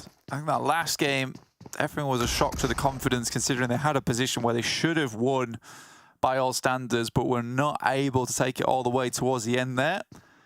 Nomi lobs a grenade out. Discrim zooms past him. One from Major Pride goes down. Oh, yeah, that's painful. EBS trades around the corner. You're not really, well, one person certainly isn't going to survive it, and that is going to go the way of Major Pride, who hold out in Painan. The Muerte will not be able to make that crossing. MADBULLS a little bit more heads up on their rotation on that one. Didn't want to take that fight. They want to just get in a little bit later and exert power with 4 in the later games.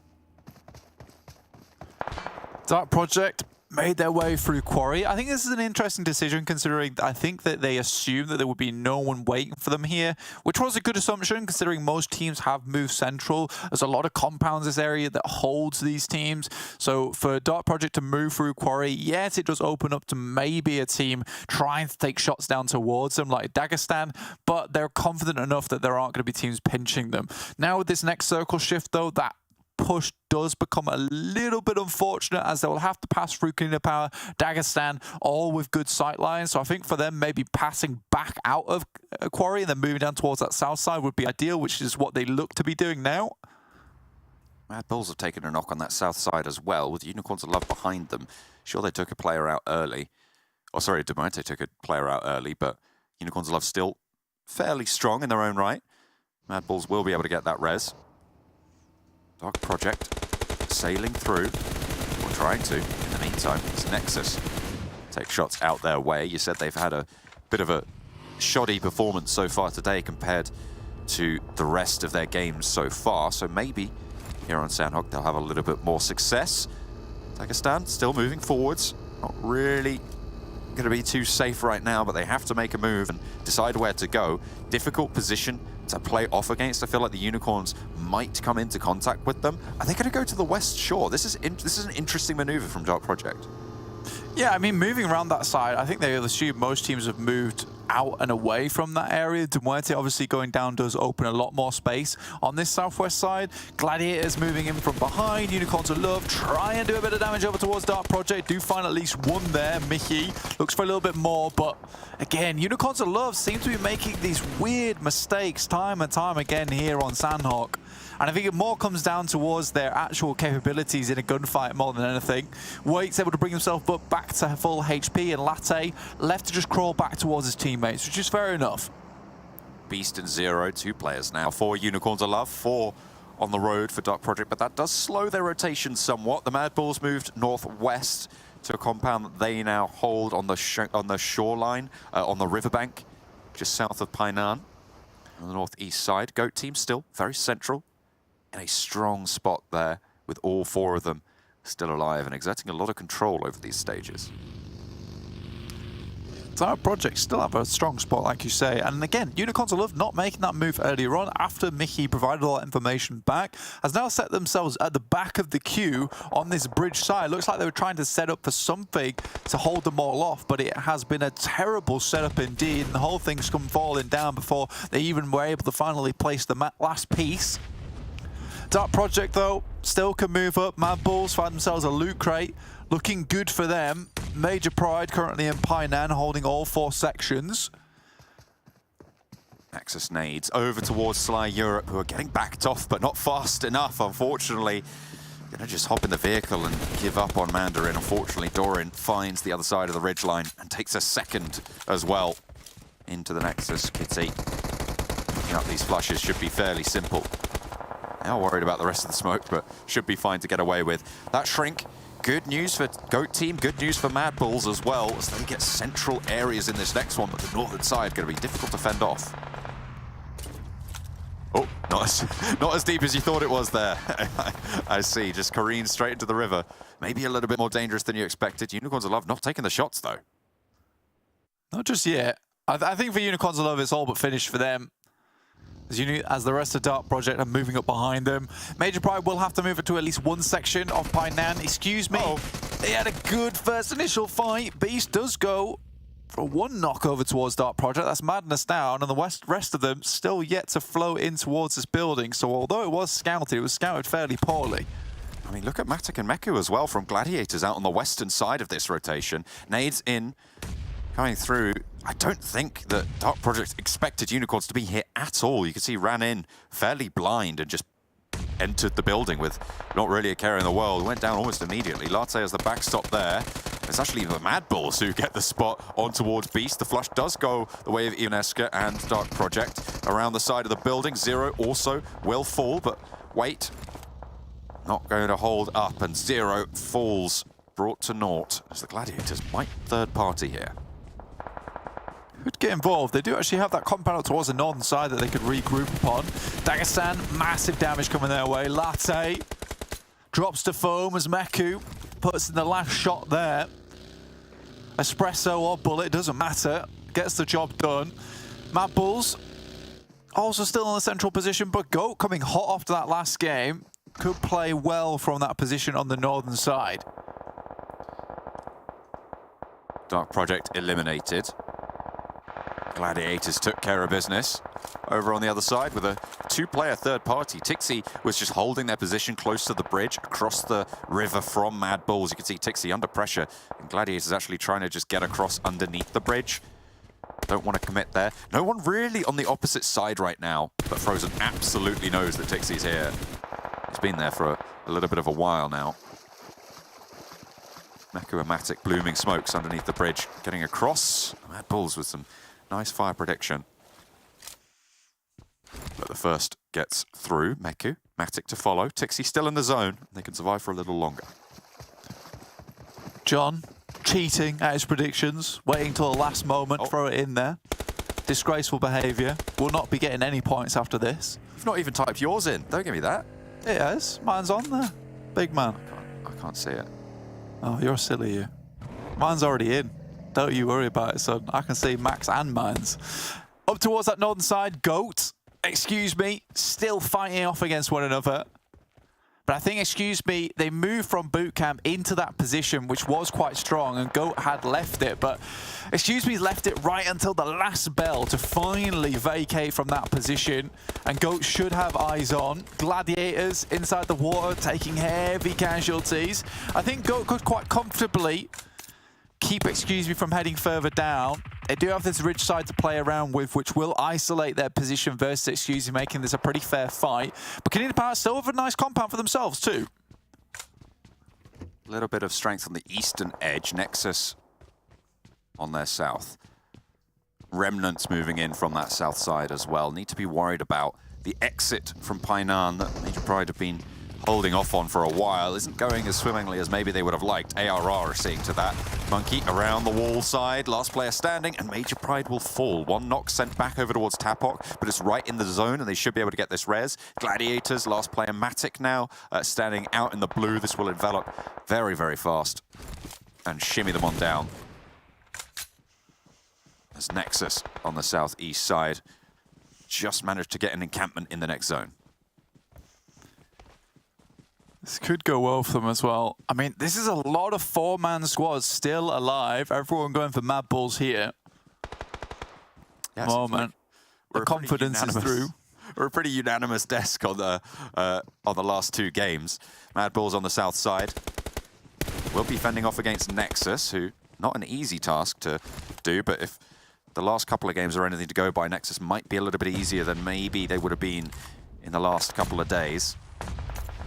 There's the first nade actually coming through. Not the nade, the shot from Matic from Gladiators. Still an entrant, and in fact, it's KONINA Power teaming up as well. Matic is dispatched in the meantime. They said, thank you very much for the help. We'll take it from here. They back him off, and the Gladiators will fall down. Shots from KONINA Power doing so much damage over towards... Oh, that's, excuse me, up in the north as well, fighting off against Team GOAT Team. That could have gone a little bit better for everyone involved, but either way, surely we'll conclude soon. Doran goes down. So a little nade coming through from KONINA Power on this northern edge. KONINA Power's not doing too bad for themselves, honestly. NEXUS in a really difficult spot. I think they've been finding as well into some later circles, but just have lost a bit of that confidence to play as a team, play as a group.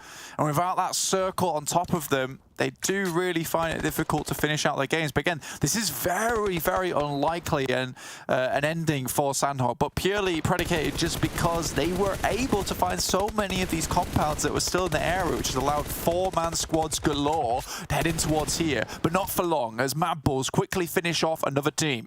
NEXUS fall on the southeast side. KONINA Power now the only full 4 roster to face up against them, and MADBULLS can start to control on this hillside. We saw the power of the 2-2 split that they had on Erangel. Looks like they're going to try and revisit that, but they do not have the high ground this time around. Zerich, Flaky downstairs. Spillucci crawls across the top. GOAT Team surviving late into yet another game. A good result for them, no matter what. Frozen and Tulika. This scouting duo that's had so much success could get spotted. They're getting hit by the blue quite significantly, I'd say. They definitely see KONINA Power here. Fash just managed to dart into cover. That is such a cruel circle to everybody else in this lobby. Yeah, this is all but a MADBULLS win there. Fleek able to move back across towards Frozen and Tulika, might provide them a support to move back towards and quickly go. KONINA Power, AAR realize that they're going to have to whittle each other down towards just one team to go against the guys from MADBULLS. Coming off from this hillside, incredibly difficult, and with MADBULLS having a clear position to rotate back towards, this is real difficult. Very cruel, in fact. Elementrix and Becca all move off towards the side, but in the meantime, GOAT can see that too. Horrible position to be in.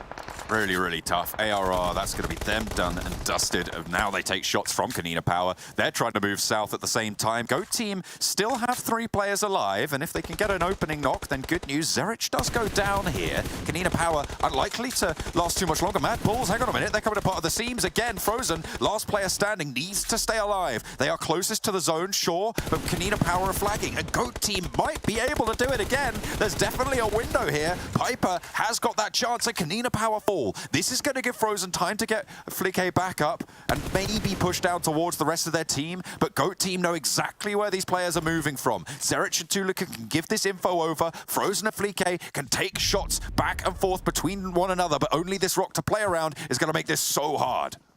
Yeah, I mean, getting up towards here, very important. Tries to throw that grenade to stop them getting too close. Nice first knock here. This rock is so good for them, but Frozen can't get on top of it, and nothing else happens. GOAT will finish that one out.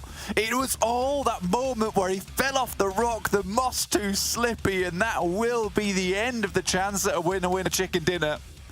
But the big news here, Blank, is a back-to-back chicken dinner for GOAT Team. This is nuts, right? This is a team that we kind of weren't really seeing anything from. Nothing massive, really. We always knew that they were annoying, that they had that harassment, that stubbornness within them. But today, they have just come out absolutely swinging with a double chicken dinner. Yeah, really well done to them. And I think that the major difference between them, KONINA Power, as well as AAR, is the patience game, because it felt like AAR and KONINA Power both panicked in that moment, moving down off the sides, and GOAT was very happy to just control that middle center. As soon as they see teams move out, try and get a better position to try and take some shots over towards MADBULLS, they're there, they have the sight lines, they wait for that third party to come in versus MADBULLS as well as KONINA Power. It was all very well done. I think MADBULLS would much have rather that the guys from GOAT had fought KONINA Power in the first place. again, there was also going on that there was a compound behind MADBULLS that I think any other team would have most likely taken and then just waited for the rest of the teams to come down the mountain and then fought from there. But MADBULLS is not just that team. They're very aggressive. They look for as many eliminations where they can. They hope to catch a lot of them off guard. Unfortunately, a lot of these teams are bringing up the pace, bringing up the power, and I think MADBULLS were just a little bit outmatched 3v1. Yeah, I mean, it was really unfortunate that they took those L's when they did, but still second place and a massive chicken dinner to convert for GOAT Team. Okay, Max, GOAT Team, they are on an absolute rampage. They came into it today and they said, listen, we might be towards the bottom end of the table, but by the end of today, we're going to be on the top. And the mission so far seems to be going pretty well.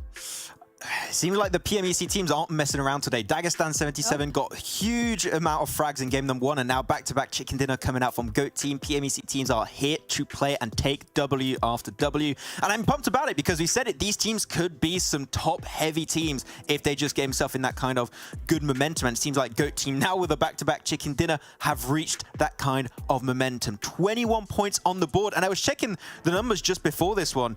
And they were in 12th position at the start of the day. Before this previous game, they were in 6th position. Chances are they're just going to be below the top 3 leading teams of NEXUS, Muerte, and MADBULLS right after this. That is a huge, massive step up. It's even just saying that seems like an understatement with how good of a day they've had so far. That's mental. I feel like you're like trying to grasp for the words to use in this scenario, right? Because what MADBULLS has just achieved is incredible to say the least, and they've really pushed themselves forward. A little bit more of aggression maybe that I was expecting teams like Unicorns of Love, from Muerte, I think Shockwave as well, especially. I mean, we're coming on this map specifically, potentially not everybody's favorite, but Muerte really today not starting off maybe as much as we expected them to, because yesterday was a break, by the way, Ginny, just so you know. But on play day 3 and 2, the Muerte specifically, they just kind of popped off. I don't know what the magical sauce was that they had, but it seems like this time around, GOAT Team got their hands on it. Yeah, just a little bit of a chill time, you know, it's fine. We'll give it to them. They had a great first 3 days, so they have a little bit of a layback. But one thing that's actually really interesting in this game is how Shockwave, very early on in the game, went towards Trifecta. You know as a fact, Trifecta every single day of the week is going to be played by Gladiators, and they just go into it as, I believe it was a 2-2 split or a 2-1-1 split. You're going to lose players for free. So Shockwave might have to rethink how they approach Trifecta, because that is always going to be a pretty big danger zone for you. And other than that, fights have been pretty interesting over the board. Unicorns of Love taking their good old fight with Beast, leading the charge with this squad. But yeah, otherwise we had some teams still trying to fight for their position. I think teams are still trying their best to adapt to Sanhok with these new circle settings, because it's completely different from what we had in previous seasons. But at the end of the day, still fun times for these teams. Dagestan 77 taking the fight towards NEXUS also, and NEXUS did get himself some decent presence in that one at the end. Yeah, a lot of action happening here on EU, but also, you know, there's action happening over on Turkey. That's also something to be checking out, and it's going to bring the question of how these teams are going to be faring up towards the Turkish teams. How are they going to be able to deal with them? Because, as you said it yourself, Max, a couple of the strategies that we've seen coming out from some of these teams, in this case, Shockwave here, sorry guys, we're picking on you, but we're aware of how the other teams play. We're aware that the aggression is what we can be expecting from them on certain locations on the map. And it feels like even though we've already had those 3 play days, maybe the adaptations are not coming through as quickly as we might expect them to, or maybe might want them to. I mean, you only had a 1-day break too, right? So I think that after these next 3 days of play, you're going to be having 4-day break. Yeah. Teams are going to have time to go back to the drawing board. Potentially, I think there's going to be a few scrims happening for these teams, so we're going to be able to see how that's going to work out. Though I did see at one point during this game, I think Frozen was down to like 13 bullets in his backpack. So that's how aggressive MADBULLS were. They actually almost run out of bullets to shoot with people with. So it was a rough time, but they were able to do the trades. And looking at the play, I mean, today, what a time to be alive. Ray and Piper have been popping off. I think right now Ray's got 9 elims on the day and Piper's got 7. And in this game alone, you're going to be seeing one of their players picking up 5 elims. They've really had the step up of a lifetime here, especially Ray.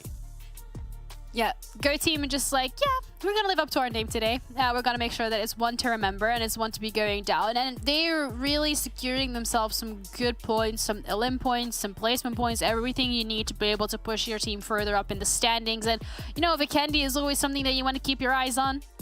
Looking at the match report as well. I mean, is there any time where Frozen is not gonna be up on this board? That's all I'm asking at this point. No. Okay, fair enough. That's a quick answer. Okay. There you go. But yeah, you're always going to be having one player up there because MADBULLS have been this hyper consistent team, so I'm not really too surprised about it. But Piper gave himself also 5 elims on that one too. So yeah, a lot of teams are having the step up that we expected. It was the one Sanhok of the day, so teams don't have to go back onto that one. We're going to have one more Erangel, one more Miramar. But interesting for some of these teams, and still the map that Shockwave apparently want to avoid as much as possible. But I think there's a very easy course of action for them to fix how they play it. So after we have this 4-day break, or after these 3 days of action, I'm hoping we can see some improvements on that battleground. Yeah, improvements would be something new, but there is another new thing that we can reveal here, and that's going to be skins. So let's have a look at the video and see what's up for grabs.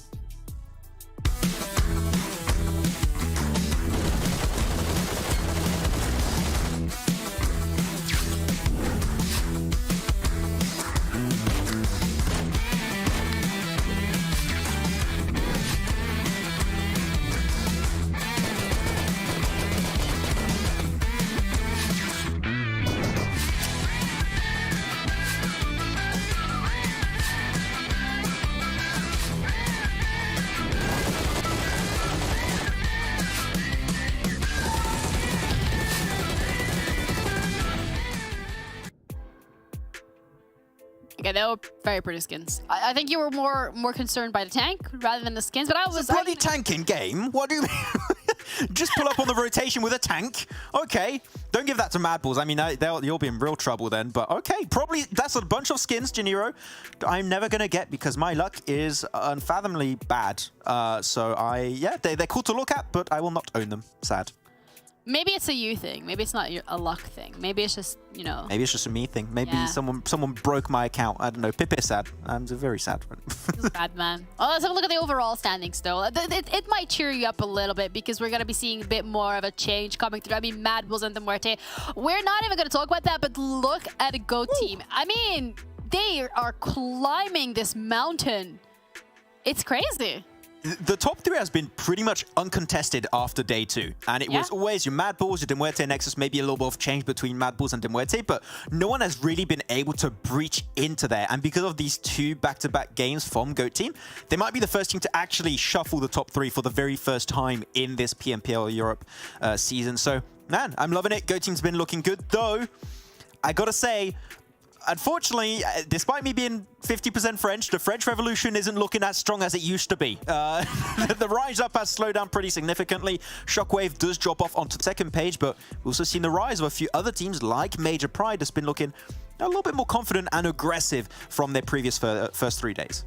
I mean, as long as you're in like the top 16, you have the chance to go on to VIKND on the final playday of Phase 1. That's going to be on Sunday. So there's always hope to get a couple of, you know, some of those extra points to just get it under lock and key. Maybe get that revolution going, add a little bit more to it. But I think we had some expectations coming in today. We highlighted the likes of Unicorns of Love, and especially in that first map, they were so aggressive. And they really, really showed us that they have what it takes, but it's more a matter of are the pieces going to fall into place? I mean, Sanhok was not really where it fell into place for most teams because, I mean, yeah, let's be honest. But we're done with Sanhok for today. The next map is going to be Erangel, and that's also the first map that we played. So maybe Unicorns of Love can replicate that success. They can maybe even do better than they did before. But if you guys want to find it out, we're going to head over to John and Blank, and they'll be walking us through everything. We are going to be heading into the next match. It will draw inexorably close at the end of this phase, Blank, and sooner rather than later we are going to find ourselves there. But for now, GOAT team, a double chicken dinner. Great news for them. Excellent momentum to be taking into this one. Absolutely. I think that for Go Team doing extremely well so far, I think this has been a long time coming, really. There's been glimmers of greatness from this team. Some moments where, like, Piper on that very first day was absolutely popping off. But I think now they're really coming together as a unit. Feels a lot more teamwork is being involved, a lot more of these intelligent rotations. And we saw that on Miramar, finding a knockover towards MADBULLS, and instead of fully engaging on the fight, they took that chance to get a more pivotal position inside the map of Miramar itself, and that led to them getting that win on Miramar itself. So again, overall, very smart moves at the moment, and I hope this kind of success continues for the rest of the day, because quite frankly, they deserve it. Absolutely, it's been good to see that development come through, and there's names on the roster that we've seen for a long time as well. So it's great to see them really starting to step forwards, as you said. Piper really leading that charge coming on from those regions. So hopefully keeping that momentum up, keeping that power, as MADBULLS do stretch out their lead towards the top. 171 right now to 147. Obviously, they do have one more game played than De Muerte, which you can eat into that with your extra game that they'll be playing on Miramar towards the end. And as we saw, De Muerte's Miramar performances really quite strong. So not having MADBULLS there will give them a good opportunity to lead into it. Again, we see this on our map right now with the actual plane path heading all the way on this side. So you have this kind of roadside round here where you'll have vehicles all wanting to be picked up from the meantime. So a lot of teams will be fighting over these before they start to head their way on over towards this side of the map, because again, this is very open at the moment. But as per usual, there will be snakes on the way, which we don't really want to see for a lot of these teams to happen. So you're going to see a couple of teams dropping out, maybe the positions that we don't necessarily see before. But again, a lot of these vehicles hugely contested, meaning that honestly, this side of the map over here will be a little bit more empty for quite some time as we see players start to move over in that direction. But again, there is positions around the map where you can head over towards onto this way, down towards Georgiapol. Fortunately, with this particular circle, there's going to be some really highlighted points around the map, with Yasnaya, Polyana being one of them, Lipovka also being quite the important position on the map there, Nexus with their position in Mill to Power. Happy days for them. Early dropouts, Game Lord already grabbing those vehicles in. De Muerte over on the east, still in the air with two of them. Discrim just about to hit the ground. Dagestan close to Mihi. Limbo Boom not in the garage on the compound, and I think Mihi has isolated that position. A weapon in hand for Limbo Boom, and you might just want to get out of there as fast as possible in the vehicle. He gets the knock, and that's going to change things. That's going to change the pace. You can see he was already committed to just going for that vehicle and getting out of there, but now it's a free flush. You take these points, and Dagestan have not committed to putting anyone else back there. They're just going to give up on that. Excellent news for Unicorns of Love. Again, this is exactly what we were talking about before, in the sense that a lot of these vehicles are going to be hugely contested. With the circle actually heading up towards that northeast side, it means the area over towards Georgiapol, Gatka, isn't really going to be favored right now. A lot of teams all crunching towards this eastern side of the map means that engagements early on are going to become a big thing. Already you can see De Muerte start to move away from Yasnaya. They've actually pushed back towards the outer edges, towards the Lipovka itself, knowing that there's going to be a fair few more teams in this location. Mansion isn't as free as they once thought, and I think a lot of teams especially found out in PMGCs that if you start making this drop over in Lipovka, you do tend to need a lot of these positions around the map to get that scouting done. But when you get a crunched up map like this, you will tend to see teams, players dropping on top of you as three, find themselves a cheeky, easy elimination. So I do love that in the side of Lipovka and De Muerte, they have quickly pushed themselves back into a more favorable and defensible spot. On the meantime, there is MADBULLS versus the guys from Unicorns of Love. Pump action shotgun in hand for Frozen. I think burnt away as well. Underarms a nade down the stairs to slow things down just a little bit. Has to be worried about the outside as well.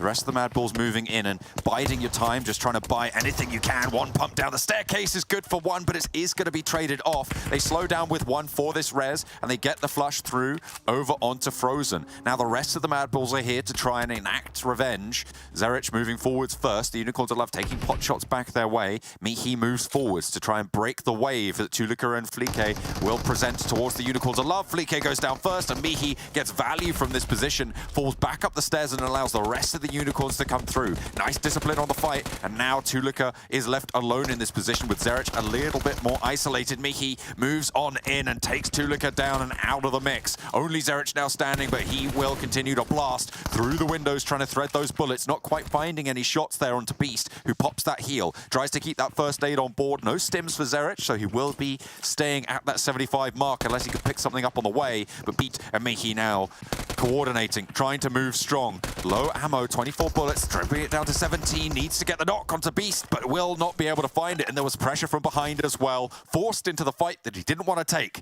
and the Unicorns of Love stay alive, but for how much longer? Dagestan are here.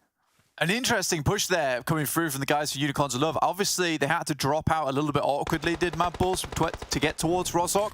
And Unicorns of Love took that moment to actually take the engagement to them. So, very good push from Unicorns of Love, able to get up to 3, 5 eliminations total so far for them. So, already a very good game, regardless of where they end up in terms of placement points. And Dagestan moving in on top of them.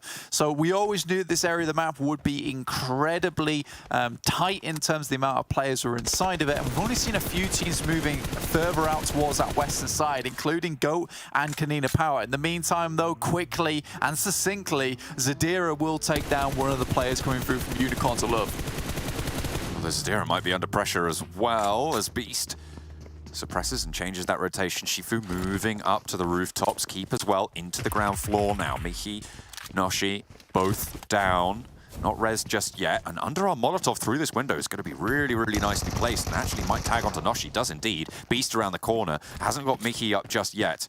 Zadira did go down in the meantime, so 2 players active versus 1. Beast has his work cut out for him.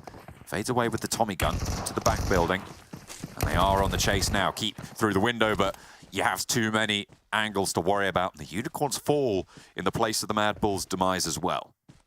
Yeah, it's a good spray from Beast. He actually took down Zadira on that crossing.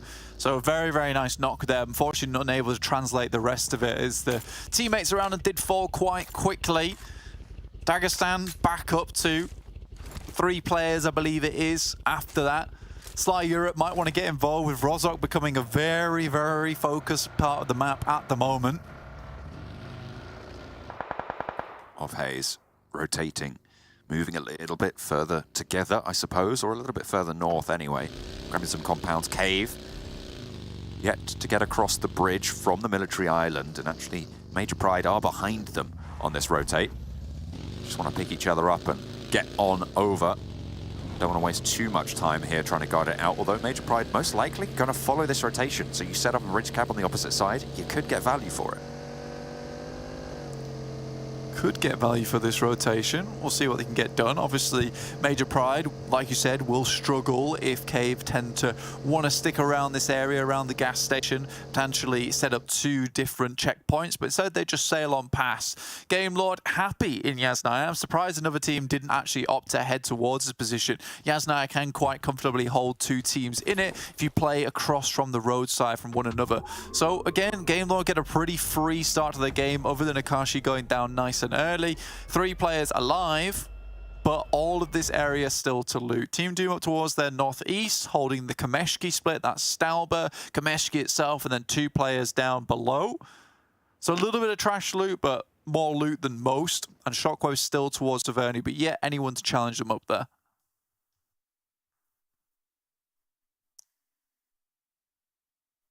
VIRTUS.PRO continuing to just shuffle on in a little bit more central on some careful scouting rotations. So it's nice to see them gathering that intel.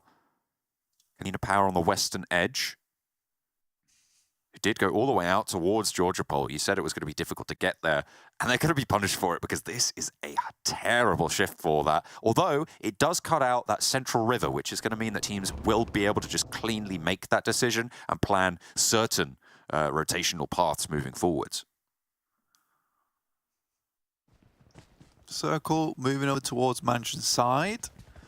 Muerte had a little bit of scouting, but not as much as they might have liked, John, honestly, because with them understanding with the playing path on that side, we said earlier, they instead crunched in on Lipovka itself to try and, you know, ball up, defend themselves against any of those snakes that might be coming through, which MADBULLS, they're a bit overconfident, I think, with the amount of players, the amount of teams coming into this area.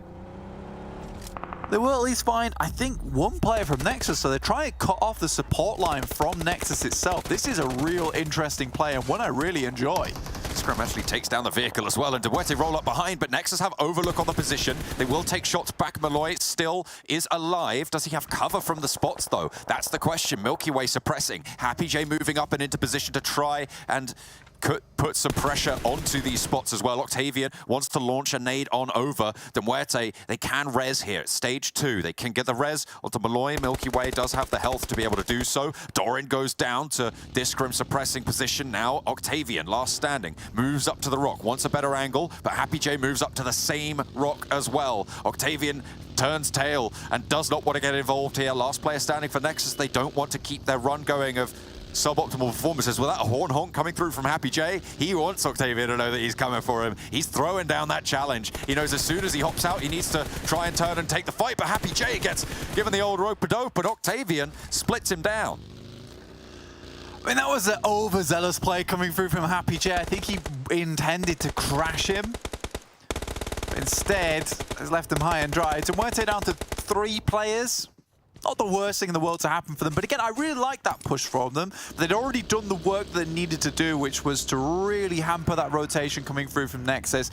Happy J really did not need to follow at that point. They'd already succeeded in what they needed to do. One player wasn't going to cause them much problems in the future, so I think them going down to 3 players, that is unfortunate, but something that they certainly deserved. Cave into the engagement now. Fash forward position against this aggression. See, there is the off-angle challenge as well going on to the north to try and gain superiority over these sight lines, and Creepy get one with that DBS, does get shut down, traded by Fash on the close-range trade. Influence as well, cut out of the mix, as really not going to have much value from that off-angle at all. Flushes can start to come through, and now Cave are really, really struggling. Only the one player left standing on the outside. Can you get an overlook spot? Maybe. Are you going to be able to stop Creepy getting flushed? Probably not. Palucci, KONINA Power, still cycling around at the moment. Circle up towards that northwestern side, causing some real problems as well, considering this still holds the field in it, which is a nasty area to be in. KONINA Power able to finish off the last players of Cave there. 4 eliminations found, 4 points total. Good stuff for them. Shockwave moved in from that northern side. Got past Team Doom. Will just be edging in. Major Pride with Goat Team to their south. On a hot run right now, Goat Team staying out in the blue for quite a while, just like their health bars are looking so raggedy. But they managed to find a route of ingress. Fairly unchallenged as well. Not too many sight lines available to players around it. However, moving forwards, they're going to have to skirt probably to the west side of that prison position, unless they want to go for a wide swing all the way up to the north flank. But right now, that west side of prison could be challenged by Major Pride. Definitely something that could come into play here. A lot of good teams still in this game. We did lose MADBULLS, and one player from Muerte went down, but NEXUS really was struggling. Now just down to Octavian, who has flown direct sensor. Shockwave, Game Lord, both sharing a position. Shockwave currently with 4 players, but obviously Akashi going down early does leave Game Lord with a lot to be desired in a full-on team brawl. They aren't really getting too aggy with one another here. They'll just try and take a slow, steady approach. Octavian, last standing for NEXUS. Only the 1 elimination on the roster as well. So it's not like they can take having had a solid fight and getting a couple points out of this game. No, they need to survive now. So Octavian will be trying to play as sneaky as possible. You can see him hiding between the tires of the buggy. Does give you quite a lot of cover, but unless the buggy's blown out, it won't give you full cover because you can just go up in smoke if a team lights it up. Malloy for Muerte moves up to the Mansion Hill and grabs a corner compound position. And actually, that's in the next zone. So a 1-2 split potentially for Muerte as they leave Discrim and Milky Way a little bit further south. Difficult to split your team up effectively now for Muerte. They're used to playing with 4 members on side, so these interesting splits don't come into effect anymore, and it feels like they're very confident in them. But they more than likely work when you have 4 players still alive to execute on it, and I don't think they quite have the confidence to play this more crunched up playstyle on the third parties. They much prefer to take control of the circle, again, hampered by the amount of players they currently have, where they're very good at keeping 4 members towards the end game. This time around, though, even with a successful cut down and lockdown towards Nexus, this has not gone entirely well for them. Next circle, a little bit difficult again. Just under a quarter cut out by the field. And not a lot of compounds to work with right now.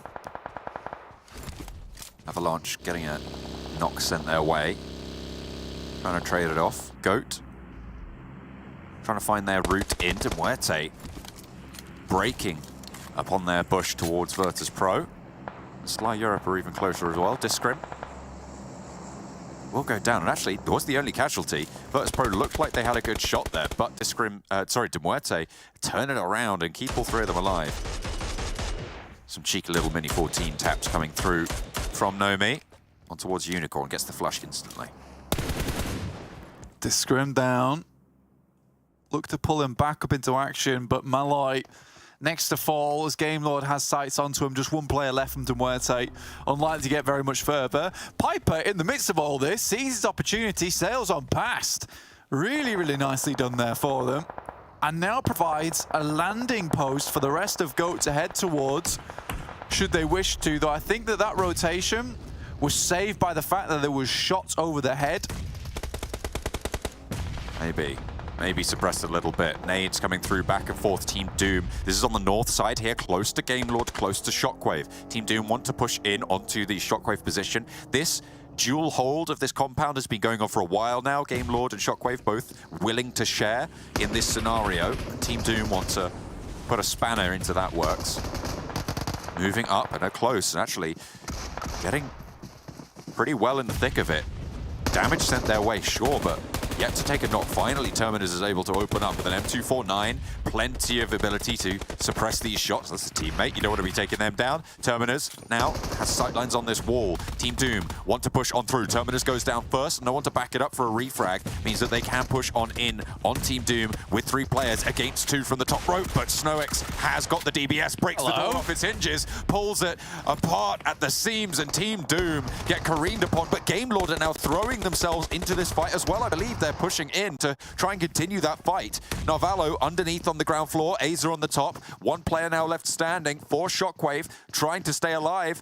The DBS was good for 1 team. I don't think it was good for 2. Is that a VSS and a micro Uzi on the top of the building? Don't think that's going to work out close range. Maybe you want to swap out for that auto shotty to your right. I imagine that VSS is going to get traded out, but no, they just reposition. Love that Robs came in and showed him who was boss with the DPS with a headshot going through to Snowx. But again, love that playing peekaboo with the door frame. Azer down to very low HP. Just a tickle will take him down at that point. But overkill for Robs as he hits him with the DBS. That will be Game Lord with their position on the northeast side conclusively wrapped up. Octavian staying alive. Dagestan as well, moving central, and GOAT team did regroup back towards the southeast flank. I think GOAT team's still doing pretty well for themselves. Dagestan in a ditch of their own, as well as KONINA Power, playing with a very big 1-1-1 split. 4 players all in separate locations, looking to regroup now perhaps. Major Pride as well, getting a little bit further into this game. Major Pride slowly but surely pulling the socks up, I'll tell you that now. 87 points, currently 10th place, bloody hell. There's a lot of players there. 87 points for Major Pride, 87 points for Shockwave, and 88 for AR and Dagestan. So those positions up towards 7th place, very malleable at this point in time. So Major Pride could jump up just a little bit. Notably, ARR have got an extra game played, and they're not playing in this one. So there is that little bit of an advantage, but still very, very close, as you say. Central positions just being held. Game Lord make their breakout towards Octavian's position. Is spotted, position known, and Octavian will be shut down by GOAT team across the way, who are holding in this compound, which is strong, but moving forwards is going to be difficult to leave.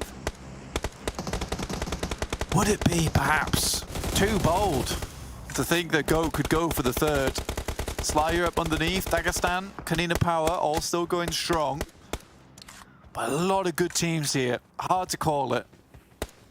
Very, very difficult. These positions are tricky to use. I feel like KONINA Power have got a really solid chance here. I mean, look at the cover they have, the position. If they can assuage Major Pride, if they can take them down, I feel like KONINA Power have a really, really good position.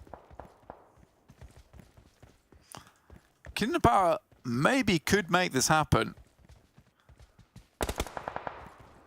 It's a very strong spot. They currently hold a lot of ridge lines around them. Massive amount of sight line ahead of them as well, John. This could be the play. Certainly could. Stage 5 closing in now as KONINA Power regroup to their roadside. Dagestan split underneath. Game Lord to the north, Major Pride to the south. Sly Europe as well, not with an impossible task ahead of them, but will be very, very tricky. Have got that compound in the zone. Similarly difficult. We've got a split decision here. Me and Max going for the horsies. It's a pretty picture. That's why I went for them. No, of course. For the goatees.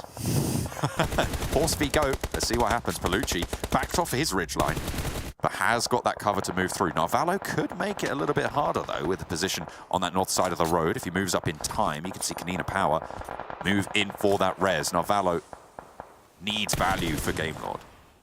I hope KONINA Power go down in the next 2 seconds. I can't believe you would doubt the goats this point in time, John. Unreasonable behavior from you. The entirety of the KONINA Power just move off. Major Pride round the edge. They don't want to move too much further out. Smokes down for GOAT. Difficult land mass ahead of them to move across, but I've got to respect them. I'm going to push them as far as they can go with the little amount of confidence that my prediction gives them.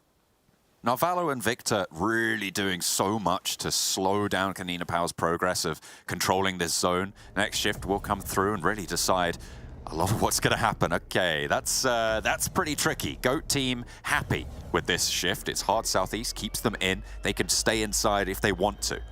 Oh yeah, I see how it is. Game not stopping KONINA Power from getting through. That is not how it works. It is how it works. Part of the game. Look at how it's working right now. You can't say that what they're doing. I'm saying it. You can't stop me. I've said it. Oh, you're just trying to blame your prediction on a separate factor, which is the fact that the teams have to fight, and that's what this is about. It's a team fighting game at the end of the day. predicted them too. Blame him. Yeah, well, I'm blaming Maximus just as much, but he's not trying to say that Game Lord ruined their chances, is he? Lord did ruin their chances. They so ruin their chances right now. Again, crossing this road can be very tough for both these teams. KONINA Power get across quite easily. We've got Agorism. Fash also wants to move through. GOAT do not want to relent on their position right now. They love the idea of this wall, but look ahead of them. Look how simple it is to just watch over this side. And as soon as KONINA Power, Game Lord all crest this ridge, they're going to be in easy sight lines for the guys from GOAT. But the circle does provide a bit of time for the guys from Game Lord and KONINA Power. They don't have to quite crest this ridge just yet, as much as GOAT would like them to. Dagestan surviving is kind of proving tricky. All of these 3 teams on the northwestern side have to figure out how to move on in. It looks like Effect will be first to put a toe in, but pretty swiftly backed off there. Sly Europe still have the edge of their buildings in with a crate there and a lot of cover, so Sly Europe still very comfortable for now, but the next circle probably much less likely to be so. KONINA Power moving up, want to take this challenge. This ridgeline is still very, very strong, but Victor kind of has that sideswipe position still. Game Lord will not let them go. Agorisen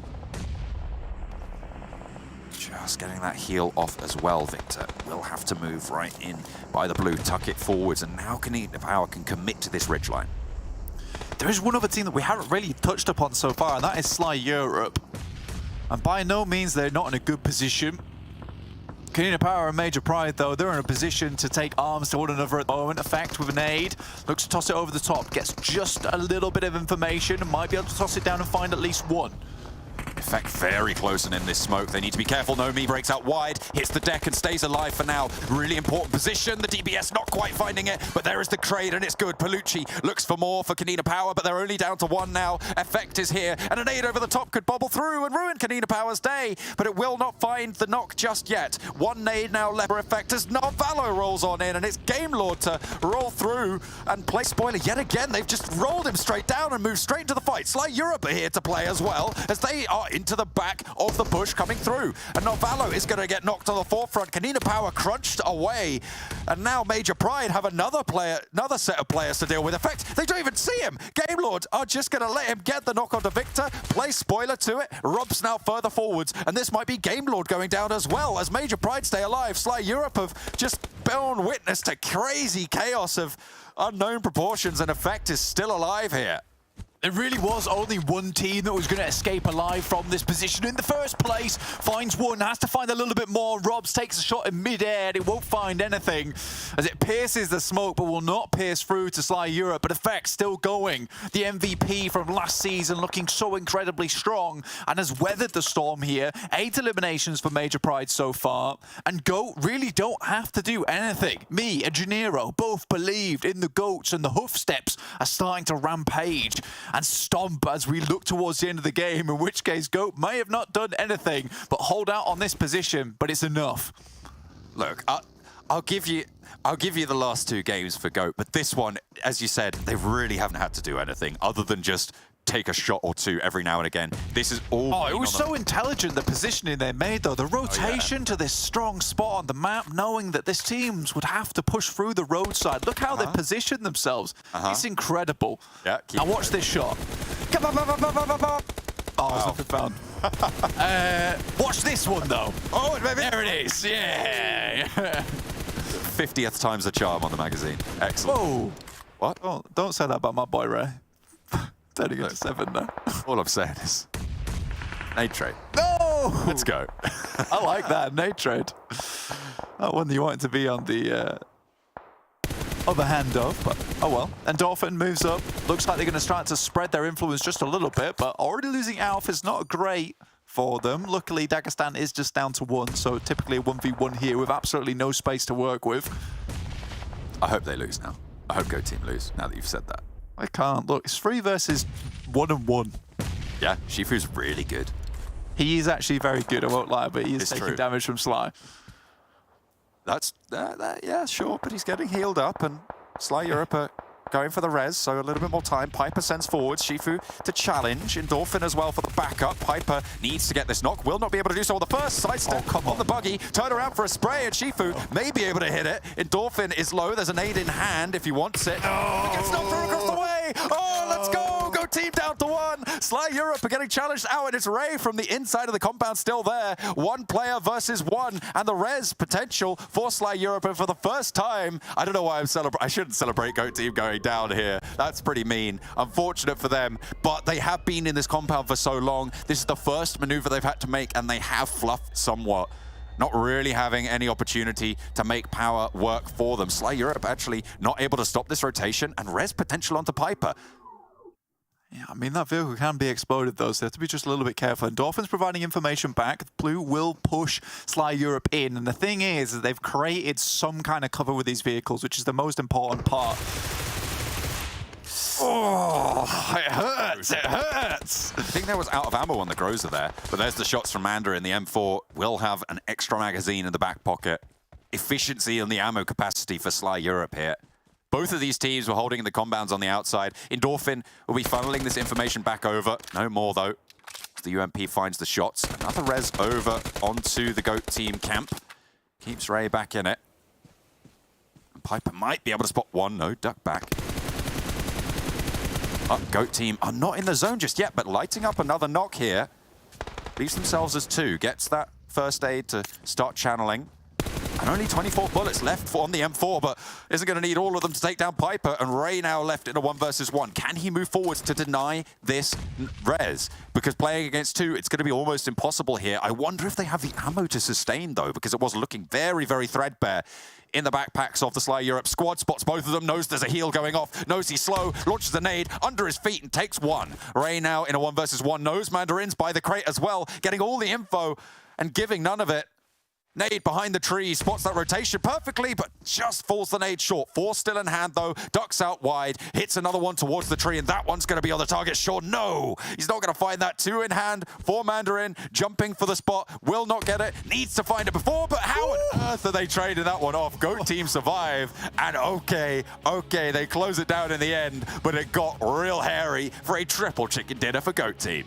That was terrifying. I love that GOAT team's all rocking the goatees as well. I mean, that's just on point. I love it. But yeah, that's the triple right there. Triple chicken dinner in a row, which is very, very surprising to see, especially this early into the tournament. And GOAT is looking good. I mean, that end game was a bit tricky, but the fact that they were able to weather that storm anyway and keep it going forward. And I think that, you know, I would say Sly Europe did a great job, constantly threatening those reses, constantly tossing grenades backwards, but they just had absolutely no resources left in the pocket. And the fact that GOAT was able to accumulate so many nades towards the end there, which is probably what was able to bring them back into the fold. So very, very well done to GOAT overall. And I think that that could have gone very, very badly if there was just one nade found, if just one more knock went through, John. Maybe. I mean, getting across to get that res was absolutely pivotal on the vehicles to keep GOAT team in the running, and somehow, some way, they get 4 or 5 shifts and then win from the compound. Who'd have thought it? Either way. Yeah, very difficult. We're going to go to a quick break. We'll be back with the desk.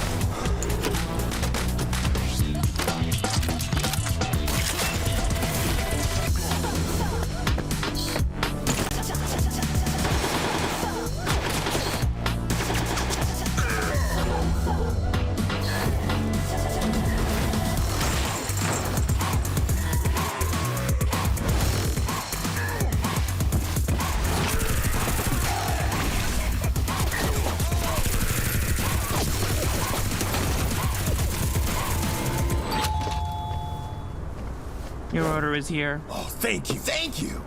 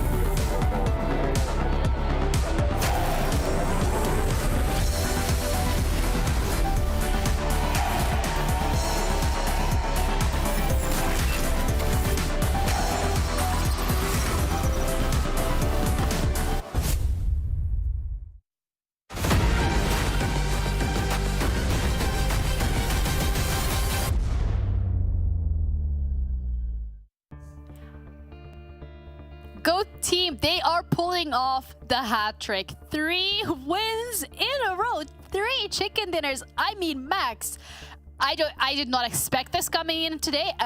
Did you? No, because back-to-back chicken dinners, no, they can happen every once in a while. Back-to-back-to-back chicken dinners. Now, that's a kind of a different beast when you go into PUBG Mobile. That is a strong presence. I mean, Janira, we kept talking about it, right? These PMEC teams, we've been talking about Dagestan 77, we've been talking about GOAT Team, but they just made a statement today that PMEC teams, they mean business. They mean big business. They want the big money here.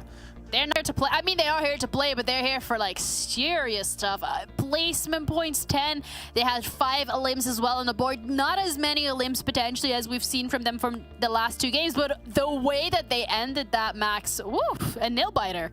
Well, I think you can say it. They're not here to play. They're here to play. Yeah, you know, that's what we have from GOAT Team. It's been such a strong resurgence, and Ray and Piper in particular, what a duo they've been shredding it today. I mean, for MVP of the day, it's all going to be Ray or going to be Piper. I'm leaning a little bit more towards Piper, but Ray really put on a clinic this game. A little bit low, unfortunately, some teams not getting good results. MADBULLS, a little bit of a dry spell, but you know what? It's MADBULLS. They'll bounce back. They will be A-okay. Though, we said if there's one team that's going to be competing to take away one of those top 3 spots, it's going to be GOAT Team, with another chicken dinner now added to their tally. Top 3 is going to be in complete shambles after this. Yeah, absolutely. I mean, we kind of came into this and said, yeah, we're not going to be looking at the top 3. We got to know who's going to be sitting there. But no, GOAT Team really said, hold my monster energy because we're going to show you exactly what we can do. I mean, again, going up against Sly this time around. Sly doing a bit more damage, but everything else seems to be quite consistent. Yeah, everything's been looking quite consistent for them overall. I do like the way that Sly have been rotating around the map in particular. I think that we'll have a illustration to try and break down exactly the move of Sly and, of course, of Game Lord. So he's going to have to jump. Actually, I think it's going to be happening right now. So I'm just going to jump into illustration to display exactly what's been happening. Even though we're not on the exact circle I wanted to potentially display on, but I just want to focus majorly on how the map was working out. Because as you know, in this type of terrain, you've got one position which is extremely, extremely strong, which is going to be all of this terrain here. It's a really strong ridgeline just above the road, and it gives you so much good overview on pretty much all of this terrain you're going to be seeing on the side where the teams like Sly are currently playing, where GOAT Team are currently playing. So what you see later on down the line is that you're going to be having so many teams rotate. So normally I think you had Dagestan fighting with the side of KONINA Power, and what teams understood is we don't want to play in a terrain that's low ground, that has really no hiding spots. So 2 teams did a really smart move later on down the line, which ended up being Game Lord, which went for the wide rotate, third party onto Dagestan and KONINA Power, but also a team that is not known for speedy rotations was actually the side of Sly, that did a very similar rotation, and you had a 4-way clash on that ridgeline position to try and get access to the high ground position, get all the information that will be granted off the back of such a strong position under your control. So overall, the game was really good, but the flex out from the side of GOAT Team was also on par, and they just go for that 2-2 split. Ray and Piper are just very scary to deal with. So yeah, good terrain knowledge from Game Lord and Sly, but the gun power of GOAT Team was better here. Yeah, with the nades as well, throwing them behind the tree. I mean, landed eventually. But Max, how was your trip to the Telestrator? Welcome back. It's good. Thank you. It's good. I was on the map and I was doing the drawing, which I can't draw. I tried to take manga lessons for like 2 years, but it didn't work out, as you can see. Yeah, keep practicing. Yeah, maybe one day. Okay, looking at top damage dealers, that's also the interesting part, right? GOAT specifically not really the top damage dealer this time around. I mean, they've been hovering in the top 5 for the last couple of games, but it just goes to highlight that for them, it's just doing the killing blow. They're not out there to do as much damage. They're just out there to get the points in the bag and get the chicken dinners. Hey, we got the point system changed, and now is instead of 15 points per chicken dinner, it's 10. But GOAT Team just out here saying, hold my placement points, boy. Like, we truly making a statement in terms of how we're playing this one, because if you get into the late game and you get in strong positions like we've seen GOAT Team doing, the eliminations are just going to come flowing in on their own, really, and that's what's been going out so far for GOAT Team. So I am truly impressed with how they've been playing this one. Even in bad positions, technically, they can make things stick and work out. So yeah, and John just told us, actually, this was not even their last game. They've played 3 matches. Out of their 3 matches, 3 chicken dinners. There is a world where they do 4 chicken dinners in a row heading on our last game here on Miramar. If they make it happen, they're making history. I don't think that's ever happened in Western Europe, now Europe, ever. So maybe GOAT Team will be a first. Wow. I mean, who knows? Listen, for us to strap in and watch that one, we're going to need a little bit more energy. So for that, I'm going to be calling out Monster Energy. Thank you for sponsoring this and making it possible. How's your Monster Energy been, Max? It's empty. It's gone. Oh. I'm truly powered up, and so is Goat Team. I'm sure they drank maybe one of these. Yeah. Maybe two. I mean, Go Team, the way that they've been playing this has been absolutely clinical down to the T. Even in, you know, the ending of that last game specifically, we were a little worried, a little shaking. And what did you say earlier? They started off as 12th today. I mean, they're third now, Max. They started off in 12th, and now they're up in third. The top three is an absolute shambles, Janira. Oh, absolutely. Whoa, and they're not going to stop there. They're gunning for Muerte or MADBULLS position currently. Like, they could make it happen. It's still a pretty big drop-off from second to third, but with results like that, anything really could be happening. You still got so many matches that need to be played. For them, they still have, where's that going to be? They have themselves 9 matches yet to be played. So in 9 matches, a lot could be happening with a lead like this. So Goat Team, pretty scary team, and KONINA Power actually able to crawl their way up there on the first page, but some fall off of SHOCKWAVE is still happening, unfortunately.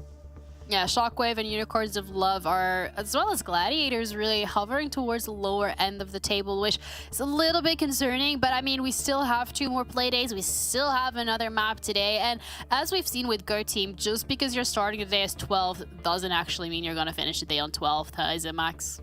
Yeah, that's the thing. It's going to be gonna have a lot of changes you can expect from some of these squads. So we'll see how things are going to be shaping out. Though towards the bottom, not too much movement. I still don't want to see, KASIK team going for the early drops, but I don't think that they're going to listen to me. So I've tried. Can't tell me I haven't tried, but I don't think it's going to work out, at least for this phase.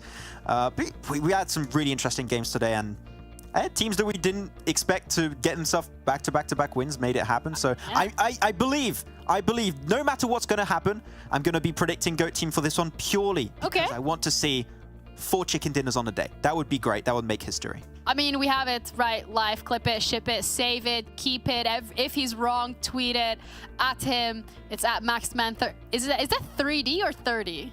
It's 30. Why 30? Good question. Never mind.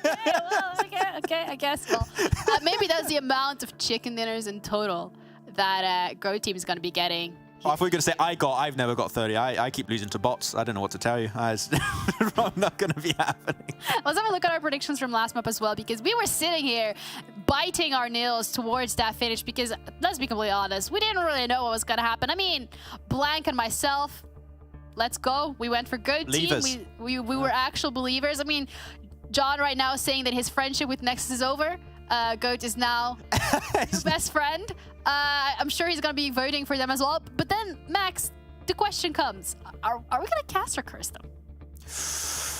To be honest, normally I was feared as the caster curse, man. But I have not cursed too many teams in like 6 months. So I'm going to still go with my prediction of Goat Team and see if they can get himself the 4th chicken dinner on the day, because it's been looking fantastic so far. But no caster curse allowed. They've been too powerful.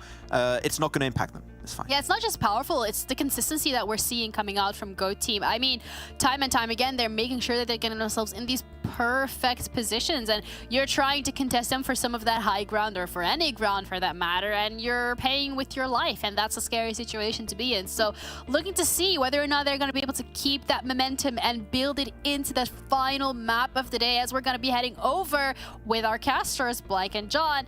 Who knows? We might caster curse them themselves. Hopefully not, but I feel like what we can draw away from this is that it was in fact Jason who caused Max to curse all these teams, right? Because now in this new season, it seems like Max is on point with these predictions. Yeah, pretty good. Not as good as me, though, right now, obviously. Me and Janiro with the GOAT team, it's just too good. It's too easy, man. It's too easy to predict these teams. But overall, we are now going into our next map right now, which will be Miramar, Happy Days, the deserts. And I think that what we can predict quite easily is that, excuse me, and KASIK team will most likely be dead within the first 5 minutes of the match. Yeah, you would expect. You would expect. Maybe not both. At least one of them. At least one of those 2 teams. Oh, both. Right? Both. You think both? Yeah, both. To be fair, we've seen this Picardo standoff last until like 15 minutes into the game before, when the blue zone's already there. I think it's going to be pretty much immediate. Yeah. Both? Both is good. Both is good. I'm just looking whether they're actually playing. They are both playing. I did check. I was pretty sure they were both playing, but you know, I had to make sure, you know. But heading to the game very, very shortly. Obviously, Miramar has been a very fun map today. It's been a fun map throughout the entire season. You know what? PUBG Mobile is fun. Pogi Wogi is the best. Okay, that's what it's all about.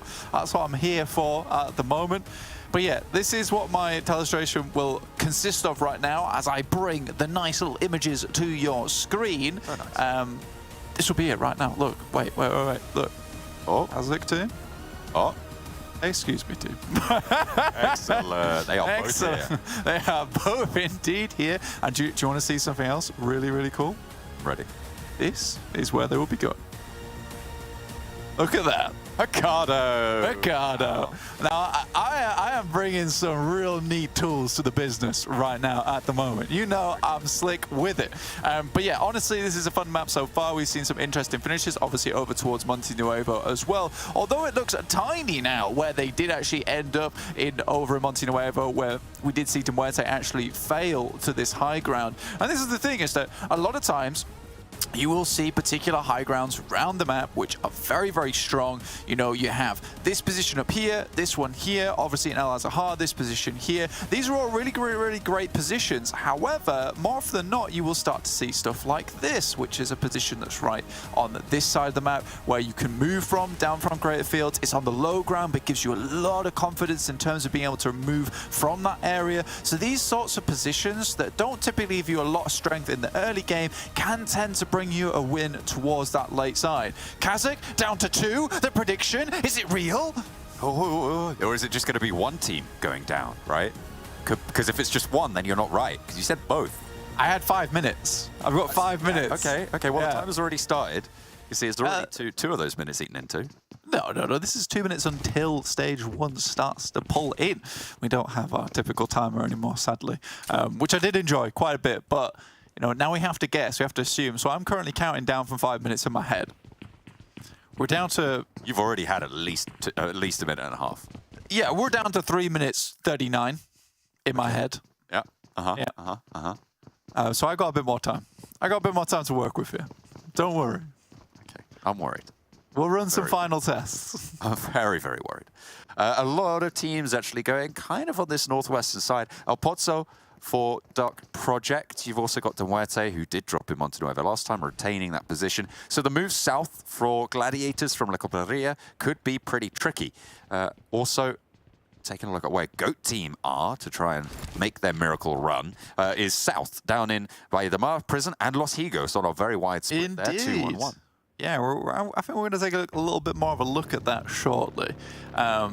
But in the meantime, let's look up towards that northeast side of the map. Campo Militar, Tierra Bronca, Team Doom, all heading up towards this side. So a lot more spaces around the map being taken up at the moment. Major Pride down towards Chumacera, Mias da Valle. So nice position for them to continue on with. And Dark Project again in El Pozo alone, with MADBULLS not playing on this map. And Muerte down towards Monte Nuevo, keeping things clean.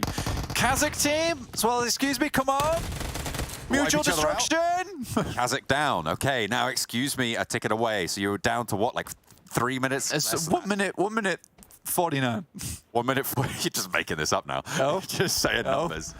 No. No. Not at all. Oh, look at the quick draw fight. That's cool. Oh, he pistoled him down with the. I like that. With the it was a quick draw on. fight for both of them. I think he had a pistol as well. Honestly, this feels like something out of John Wick, you know, with the horse head on and stuff. That's what I'd expect to see. That's yeah. Good stuff. Classic, excuse me, maneuvers. 1 minute 11. Okay, it's not happening. There's still time. Avalanche is on the way. They're on the way. Why don't you talk about the map some more? Well, I would like to talk about the map, and we'll talk about the map in a sec. I'm just waiting for the opportune time. Okay. I can't believe you relegated me to map analyst. That is my job, actually. Yeah. That is actually my job, sadly. Well, you know what? It's very valuable. It's very important. I feel like, to be fair, map analyst just means analyst. Yeah. Analyst of things happening outside of the peripheries. That isn't a Picardo fight. Yeah, exactly. But still interesting. Interesting stuff going on around the map. Indeed, Unicorns of Love down towards that southeast side. La Bandita. Map analyst. Initiate. Here we go. Back in here. Obviously, we talked about this earlier. We weren't able to quite get the full scope of it. But looking down on this side, we did have this split going on, which was rather nice. And it's one that I particularly do enjoy because you get a lot of looting areas, specifically here, down towards Los Higos and up towards Valle de Mar. But it also gives you a very efficient path of getting out of here up towards Monte Nueva and El Pozo. So I think for GOAT, we talked about this particular thing earlier on, and going for this type of actual drop spot, which gives you a lot of space around the map to work with, but also bigly keeps you out of contest with a lot of these teams up in this direction. So it's a great place to be in, and one that I particularly enjoy, and it's one that we haven't seen a lot of teams actually utilize. So it's great to see that GOAT is, you know, pulling out some new things from the pocket so far. I feel like any time we've seen a circle cut into the western side of the map, it's the teams that can rotate freely on that western edge that have come out on top. I don't think I can recall a Miramar where that hasn't happened, unless, you know, you're going over to Impala and Tierra Bronco or that side of the map. It's a really valuable, you're right, really, really valuable area of the map to have access to. Yeah, it's only when people start dropping down there with you that it becomes a big problem, because on that 2-2 split, you don't have a massive amount of time to regroup over towards Valle de Mar. But if no one else is dropping down here, which GOAT has certainly identified, then there's no reason not to head towards that spot. It provides you with so much loot and so many opportunities and possibilities going forward to get up towards the northern side of the map that there's no reason not to take this position. And again, this was always going to happen as the tournament went on, that we saw more and more of these positions around the map be taken up. But it's just nice to see that these teams are actually heading towards them quite early on and identifying them as the games are going on indeed. So this is not a change that's happened between tonight and tomorrow. This has happened on the fly. Of Hayes moving away from Purple, getting assassinated by Creepy from Cave. Creepy, I think, is probably the MVP of the roster so far on Cave. Certainly sat highest in the MVP rankings right now, by quite a way for anyone else on the roster. He's in the, I think that's top 10, or no, just outside the top 10. In 11th place overall across the entire lobby sat for Cave, which is interesting given Cave's general sort of overall position, which isn't sat in the best of favors. It's 15th place out of the 20 in the lobby. So good news for him, bad news for the rest of the team. Yeah, I think for Cave, we did see them get some pretty good finishes over on Sanhok, and that was mainly due towards it was quite cheeky plays they made, which was trying to become neighbors with the strongest team in the lobby most of the time, and then just hoping that that kind of led towards their victory, in which case they could be almost like vultures. But I do think that, you know, they've played out their gameplay not too badly, and they've not fell down on their knees during this tournament. You know, 70 points is still respectable considering 6th places with 99. That can all change very quickly. As Janiro was mentioning, you know, you can start in 12th place today and then end up in 3rd very easily if you can put your mind to it, which is exactly what GOAT team has done. Unicorns of Love up against KONINA Power, who have had a little more power today, I think, than they've had in the last couple.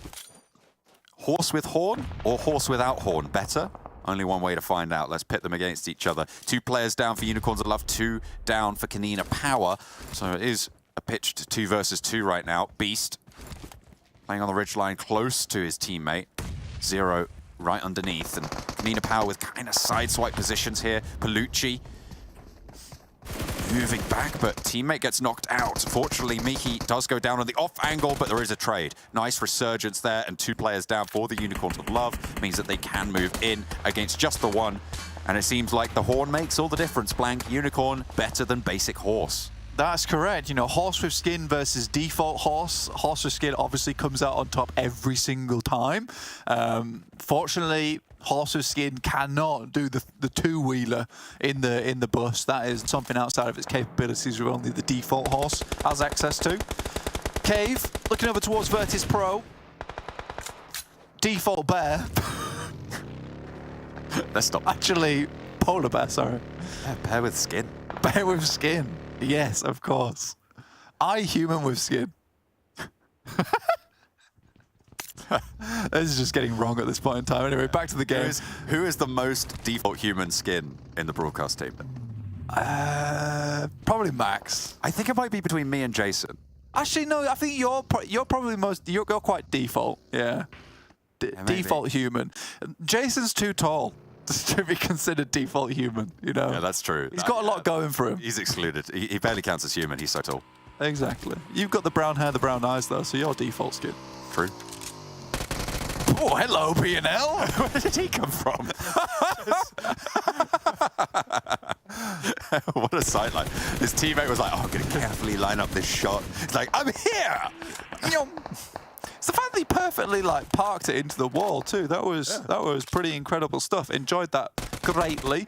PNL does finish off the rest of Muerte. An Uber Eats driver or delivery driver. Absolutely. I think I'd be terrified though if he broke through both of my doors in the front room. Got your chicken. Yeah. Please leave a review. 5-star only. 5 stars, bye.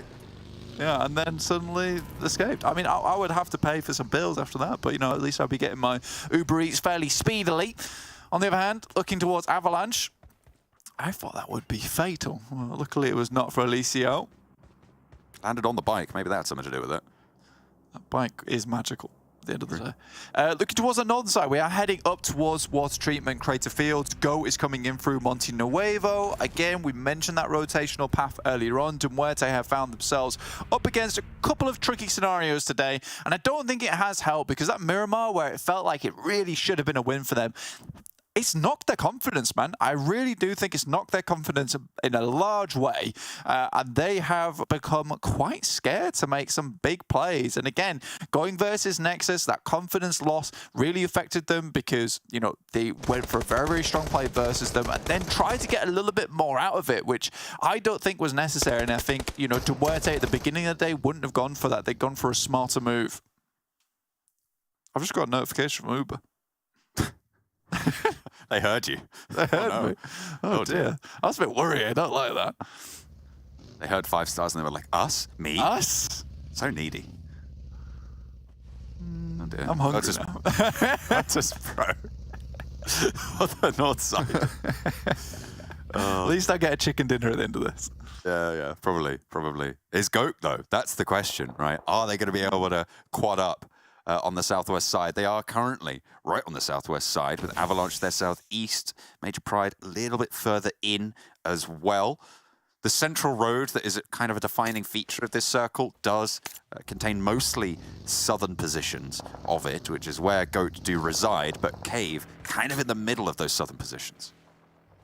Yeah, I think that they're currently up on the ridge side, which is nice for them. Unicorns love trying to break their way on through. They did lose a player or so, excuse me, trying to rotate alongside with them. Mickey down, one of the stronger members inside the squad, but Zero tries to send one of the players away, Furia, back towards the rest of his team. This could be a nice nade, actually. With the exclusive players all kind of grouped up in this position, you expect, at least one nade to do some damage, but just throws it completely wide. Wrong direction. Why don't you see this X-ray that we see, Zero? Come on. It'd be so much easier to hit nades. No, I mean, Fury was swinging back around to the rest of his teams. I don't know why he would assume that they'd stop on that side. I mean, this is typically where you would play, right? Again, hindsight is 20/20. My hindsight is X-ray, though, like you say. Could be, that's true. Could be trying to spot out any players playing further to the right on that position, rather than doing damage, getting intel. Might be valuable. Either way, the Unicorns of Love don't want to push onto it, and it will allow them to move into this divot here, which Miramar is rife with, especially this area to the south of Power Grid. Yeah, it's a nasty position to be in. A lot of times you can find yourself in what seems to be an excellent position that suddenly turns out to be quite a terrible one indeed. Go over on that western side, moving through the divots and ridges of Miramar. This is one of the more horrible locations in the map, I'd say. There's a lot of areas to play around. This particular location does provide a lot of usefulness towards Shockwave, but again, difficult to pinpoint a player. And with Tapok being an absolute problem causer, see how much further he can get. Shockwave with 2, Tapok only on his own and does get spotted, goes for 1, tries to transfer spray, but there's backup coming through from ARR. Last player Terminus will survive and get the final blow to ARR, but that is going to slow Shockwave down. Something awful with the blue zone as it is. It's going to be tricky. The circle shifts hard up north, over towards De Muerte, towards Gladiators as well. They've been fairly quiet up until this point. Yeah, not got too much done today, honestly. I think for De Muerte, for 2 players, this is kind of a Hail Mary situation, but GOAT are sending in quite quickly up towards that northern side. Dark Project have eyes downwards. They've got a nice bit of high ground, but looks like GOAT's going to try and crash onto that position that De Muerte is currently holding. Gladiators should have sightlines, though. It's a very bold crash from GOAT. Are they even going to crash onto De Muerte's position or just try and hold in a position close by? Either way, Cave on our screens right now trying to fend off Unicorns of Love, who are pushing in. Unicorns of Love, they have had success in these engagements before, but this time around it's going to be too much. Losing 1, Cave stay alive, but on the outside it's excuse me from the south side. In the meantime, over on the north, GOAT are suffering here. Gladiators are moving in. However, GOAT have managed to res up to 4, and they've got themselves a slice.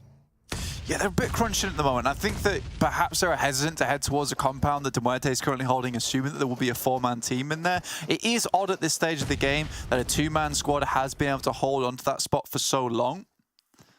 Major Pride, Avalanche, this is a real tricky bit of area to actually navigate. A lot of Molotovs needed, a lot of nades required. This is going to really spend the resources of both of these teams, which might come back to bite them later on.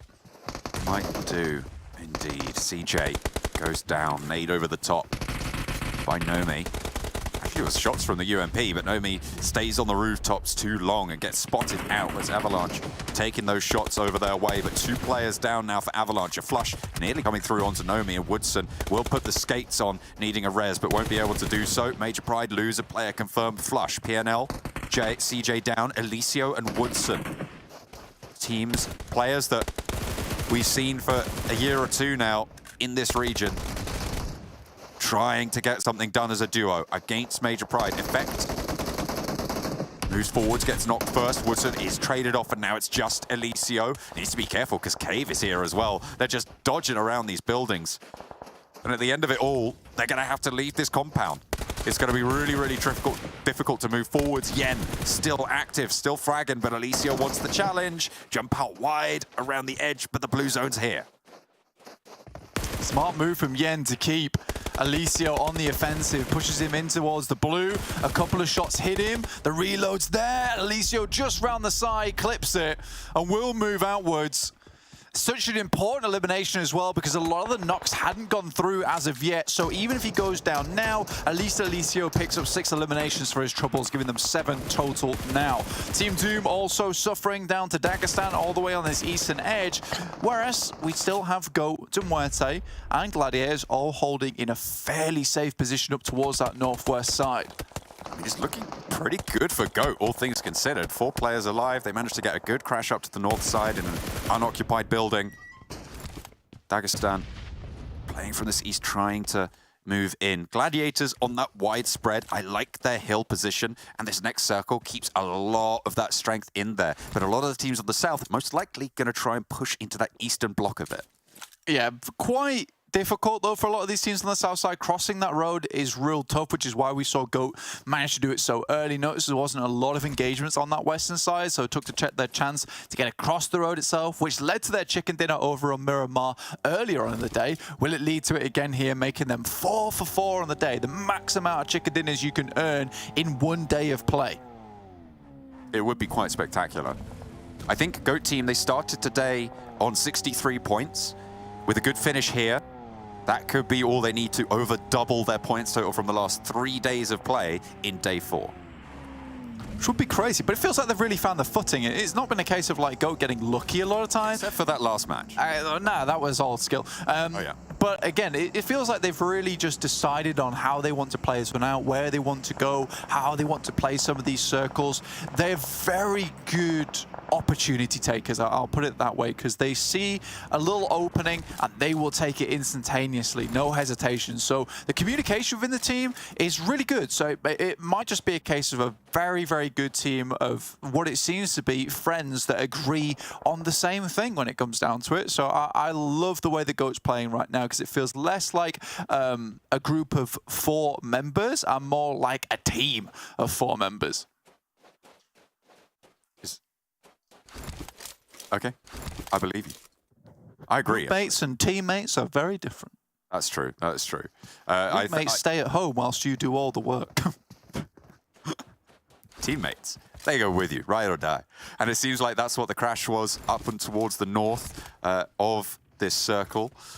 At the moment, Go Team really in a strong spot to predict them to go for the win.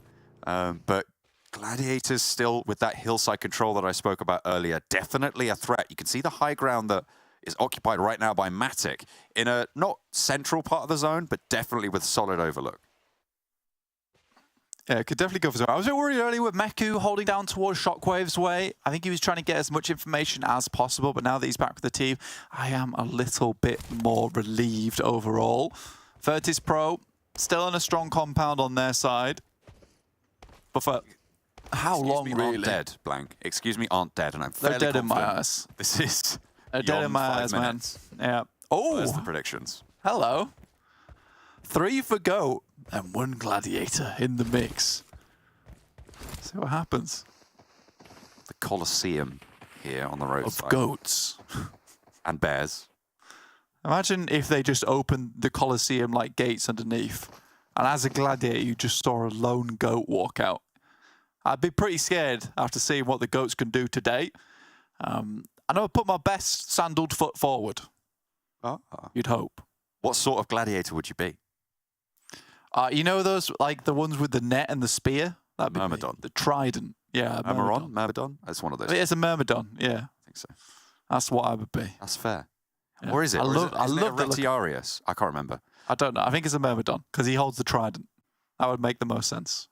I think Myrmidon's quite closely related to sea. So yeah, that's who I'd be. I'm sure you're looking it up right now. But I would be the trident wielder. And I'm hoping that gladiators can find a goat firmly speared by the trident. It's Retiarius. I don't know. Is it Retiarius? It is. Sounds even Myrmidon, better, though. sword and shield. Either way. Either way, still sounds really cool. That's who I'd be. Cool. Excuse me. Playing on the southeast side, have to move over these hills, and you imagine that they're going to have to stay on this south side of the road. Gladiators moving into sweep on this northeast side, crunching in onto Shockwave's position. Muerte have isolated themselves to the southeast corner of their compound, and Goat are playing on the edge.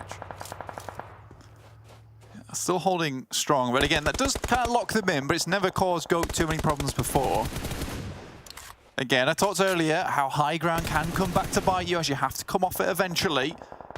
In towards that open ground, and Goat currently holding on to this very, very strong little bit of compound does provide them a large amount of safety, which has led to a lot of their chicken dinners today.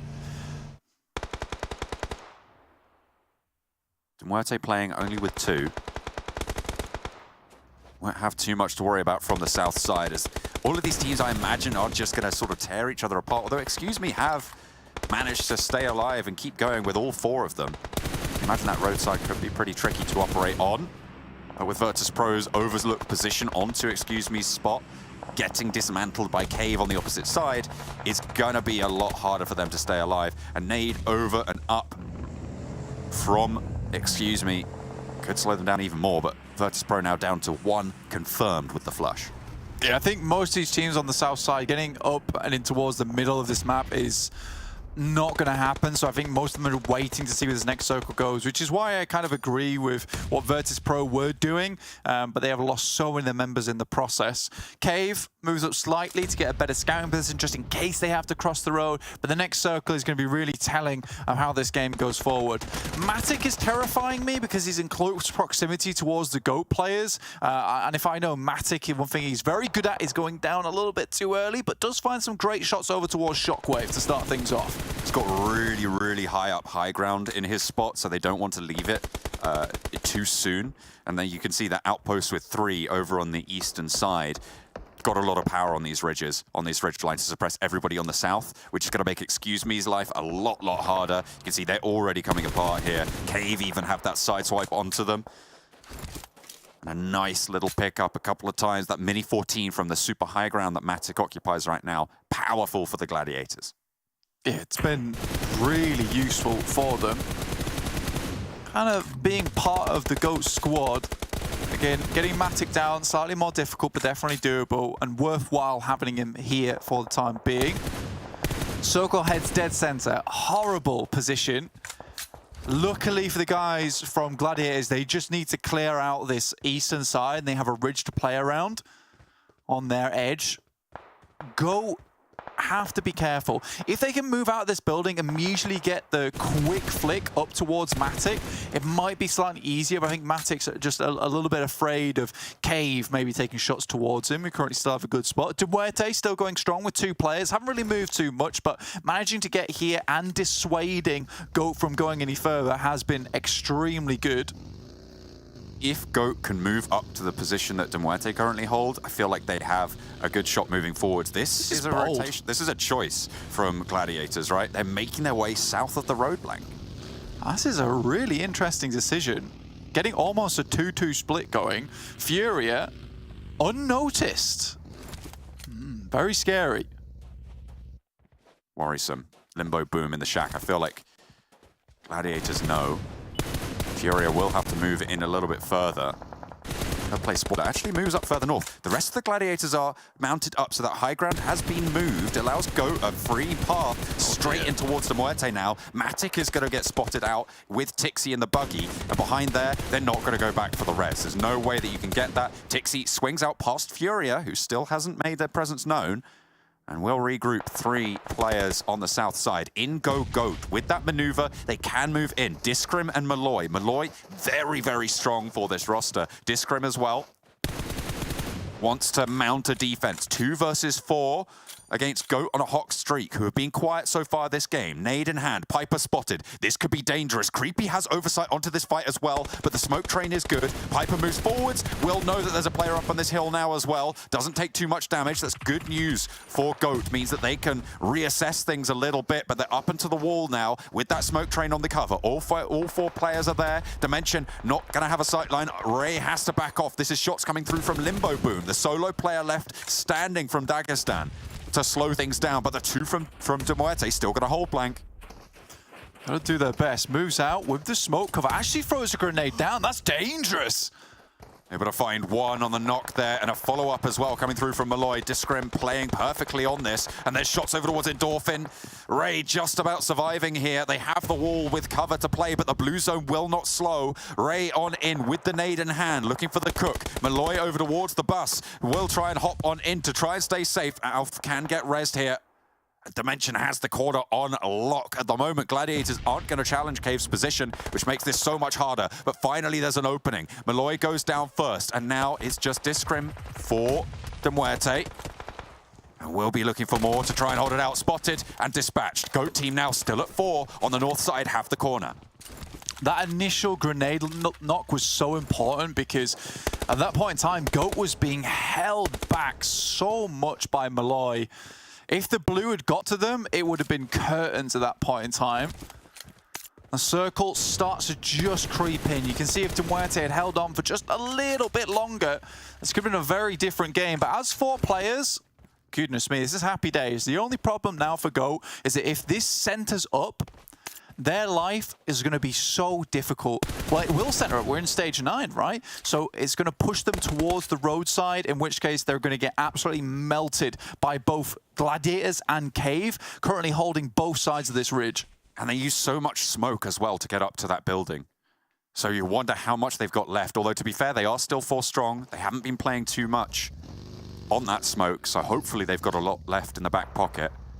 Limbo Boom's position is known by all of these teams, but has cover from all of them. Right on the edge of the zone, will be able to stay alive until the next zone closes. Now it'll start to move. You can see that there's no more cover remaining for the GOAT team. But again, this is going to speed up the entirety of the game so much, which means that GOAT might have a chance purely off the back of just a little bit of extra time, because Gladiators are going to want to get involved. So will Cave. Nades all going down off the hillside. A great nade though, and Cave, Dimension, seemed like he had most of the nades on side, and Gladiators are not getting involved whatsoever.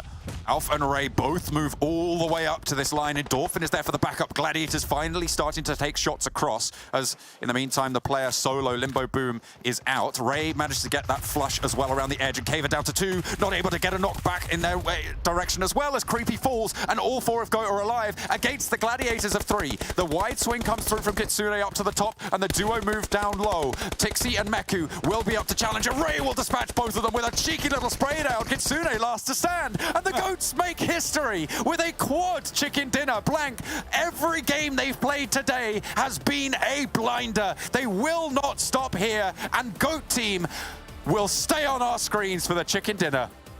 I mean, what a wonderful play from GOAT overall. A lot of things had to go right there. The fact that Cave just crumbled under that push, it was really well done as well. 2 set up in the vehicle, 2 left behind to players backstorm, and Gladiators just did not respond fast enough. I think everything went to mush as soon as we did see Tixi drive straight into that tree, which left Matic on an open broadside. If they had fought, maybe it was a different scenario, but honestly, who cares? GOAT taking the 4 chicken dinner, that says it all. This was not luck, this was not chance. They took destiny in their own hands and hoofed their way to a marvelous historic victory. Phenomenal stuff coming through. They took care of Muerte as well, who were the team that they're chasing on those tables in their last game of the day. What a turnaround we've seen from this team. It is unbelievable, Blank. Yeah, really well done. I mean, they played a pretty tricky scenario, but this is what GOAT seems to be very good at, is playing these awkward positions and able to make something of them. It's a little bit akin to MADBULLS, but not quite the same. I think MADBULLS has a bit more of a strategic approach to it, but I think Gladiators tried to take the quote-unquote intelligent decision, right?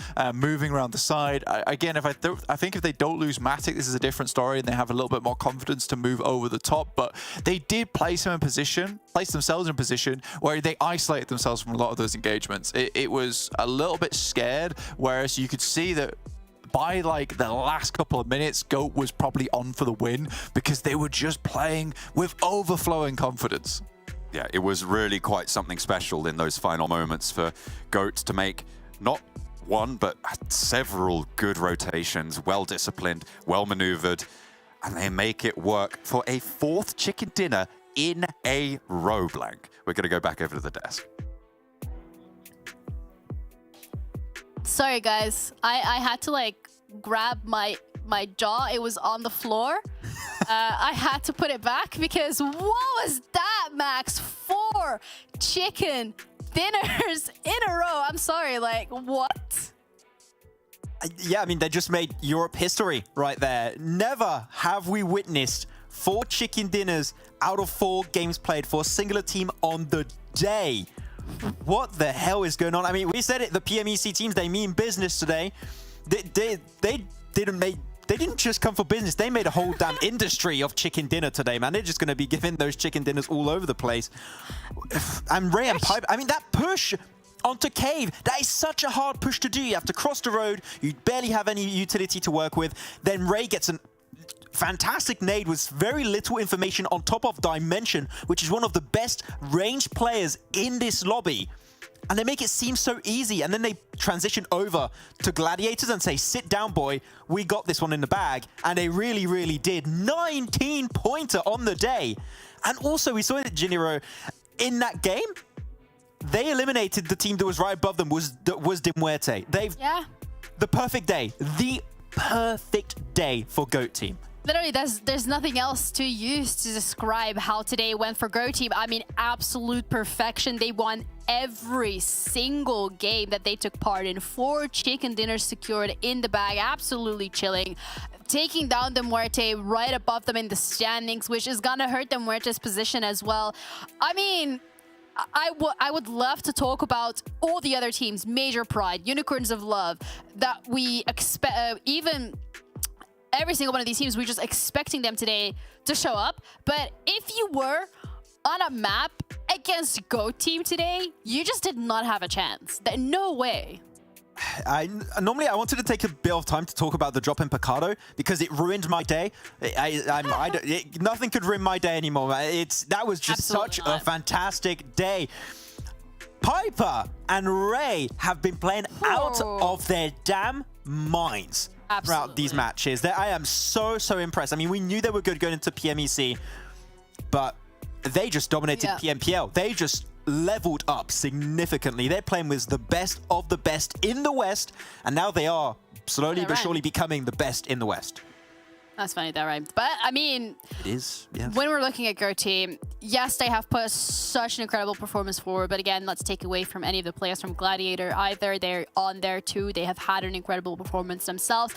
And I feel like a lot of these teams today showed up and showed us some glimpses of what they can do. But when GOAT is on such an absolute tear, it is very difficult to shut them down. But daily winners, I mean, I want to say daily winner because the only map that GOAT didn't win was the map that they didn't play, which is the first game, Max, which is really difficult, like incredible to wrap my head around right now. Yeah, I'm seeing balls and goats around the board. You can open up a farm with this amount of GOAT wins because it's been mental from them so far. And the fact that they're doing it across this array of different battlegrounds, like they got themselves the win on Miramar, Sanhok, Erangel, Miramar. They just, doesn't matter which battleground you put them on, they're going to be doing just so damn well.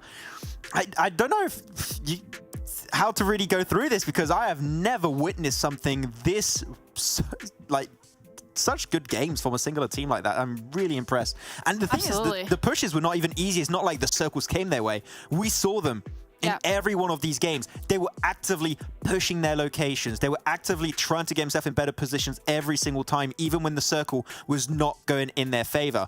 Yeah. Really, the thing is, you threw anything to this team and they found a way to just make it work. So if you're a team that says, oh, we didn't get circle luck, look back at today, look back at what GOAT Team did here, and you're like, okay, you know what? Maybe we just got to get good. And GOAT Team definitely did that here. Maybe we do, but for me, in that case, just because of the performance that we've seen from GOAT today, I'm going to put down Ray as my MVP for today. Max, I see you nodding. Are we actually agreeing on something right now? It's Ray or Piper. You know what? You said Ray just because I like having a split desk and different opinions. I'm going to go with Piper, but probably Ray. There you go. Oh, there we go. I mean, incredible performance from both of these players and even the rest of the team. I mean, you're surviving with all four members towards the very bittersweet, great, amazing chicken dinner, and it's incredible. No, just your 26-minute and 30 seconds average survival time. Wow. That's an average. That's not just a one game. That's over the course of today. Of course, because they got 4 chicken dinners, it does make sense. I think that is, and I've been casting PUBG Mobile for like, what, since 2019. And I've never seen an average survival time of over 26 minutes. That is absolutely ludicrous from these guys. And once again, Piper and Ray, just an absolutely insane duo. The top and action of Europe 4 today has been mental. And Ray got, what was that, 18 eliminations? Yeah. 18 eliminations. They pretty much got more eliminations. He, as a solo, got more eliminations than what is that, 70% of the teams that played today. Yeah. That's crazy to think about. I mean, what a performance. I don't know what they had for breakfast, but I need to know what that is and kind of would really like and appreciate it if that recipe is being shared. But let's have a look at the overall standings because, I mean, after this incredible day, these have definitely been impacted. The top two, the Muerte and MADBULLS, are still sitting there, but GOAT Team are closing in on them so quickly. GOAT Team had 63 points at the start of the day in 12th position. Now they're up to 138, so they more than doubled their points on the day. And now they also closed that significant gap that we just kept referring to, right? There was between 3rd and 4th. It's hard to try and shut down the teams. They've overtook Nexus Gaming, created himself a position in this top 3, and now they are capable to reach at Muerte. MADBULLS still a little bit of a way to go because MADBULLS still get himself 1 chicken dinner today and still some really good consistent eliminations coming in pretty much every single game. But the top is being challenged by a newcomer, and it is GOAT Team. They're here to mean business. Yeah, absolutely. I mean, looking at the bottom of the table, a lot of these teams are getting some of their points in elimination, but it's that placement that they are currently struggling with. We've seen, especially from the likes of Gladiators, Avalanche, and Unicorns of Love, a little bit more of aggression coming out throughout the day, but unfortunately for now it is not really enough, Max. And that placement point as well, that GOAT Team was just consistently getting those 10 points for that chicken dinner. I mean, it adds up, especially when it's 4 in a row. But let's see which one of the talents actually decided to be GOAT's best friend today, and see who racked in the most points when it comes to predictions. Oh yeah, let's go. It worked. I'm very proud of myself. I did it. Oh yeah, Jiniro time, yes. Hey, first day, getting yourself. You did get 2 GOAT predictions in a row. You know what? So I do have to give it to you. And that you actually kind of threw at the start because you picked in Muerte when they were not playing the first game. And they're like, haha, hold this L for me, boys. We're coming back strong. So, hey, you know what? You got 2 out of the 4 GOAT wins. GG. So there you go. Yeah. I mean, listen, now it's only a competition between the rest of us now, okay? Talent, we all gotta step it up. We gotta be GOAT's best friend. I know Blank didn't really actually vote Not for them, believer. but I hope you're a believer now, Blank. I hope you got convinced because I am, and it worked out in my favor. But looking at the socials as well, if you guys want to stay up to date with everything that is PMPL, just make sure you check it out. I mean, there's content coming your way, there's VODs, which you might want to be watching, especially if you want to see what did GOAT do so incredibly right for them to get 4 chicken dinners in a row. I cannot believe that I'm even saying that. But also, if you're following the socials, Max, you're being nice to people for once. Okay, unnecessary, uncalled for, but true. Yes, so if you guys want to win some cool skins, go head on over to Instagram and follow Esports PUBG EU right now, and we'll be picking 2 winners tomorrow. One is going to be just if you follow and you keep your DMs open, and one will be choosing on the show live. So you want to come over here to see if we're going to be saying your name live on air, and you can choose which one of these skins you want. Could be the nade, could be the parachute, or that cool outfit, which is sick, but I asked if I could get one. They said no, but you can get it. Yeah. No perks. That's okay. Big L. Hold it. There you go. It's for you. But guys, also, please don't forget there's a lot of action happening over in Turkey. I mean, that is a region that you really want to keep your eyes on for as well. So, I mean, Max, I want to say what an incredible day. So much to talk about, but GOAT. It's kind of all we can talk about at this point. Yeah, I think that's just the last word I want to finish on this entire broadcast. GOAT. GOAT. Yes. We're going to be back again tomorrow, same time, same place. So make sure to drop a follow on the YouTube channel or subscribe, whichever one is going to be. Just click the button, okay? And we'll be here again tomorrow. We have some more action coming your way. We have 2 more days left of Phase 1 before we're going to be heading over to Vikendi, before those top 16 teams are going to get a chance to fight for some extra points. Whether or not the GOAT team is going to continue their impressive run, well, find out tomorrow.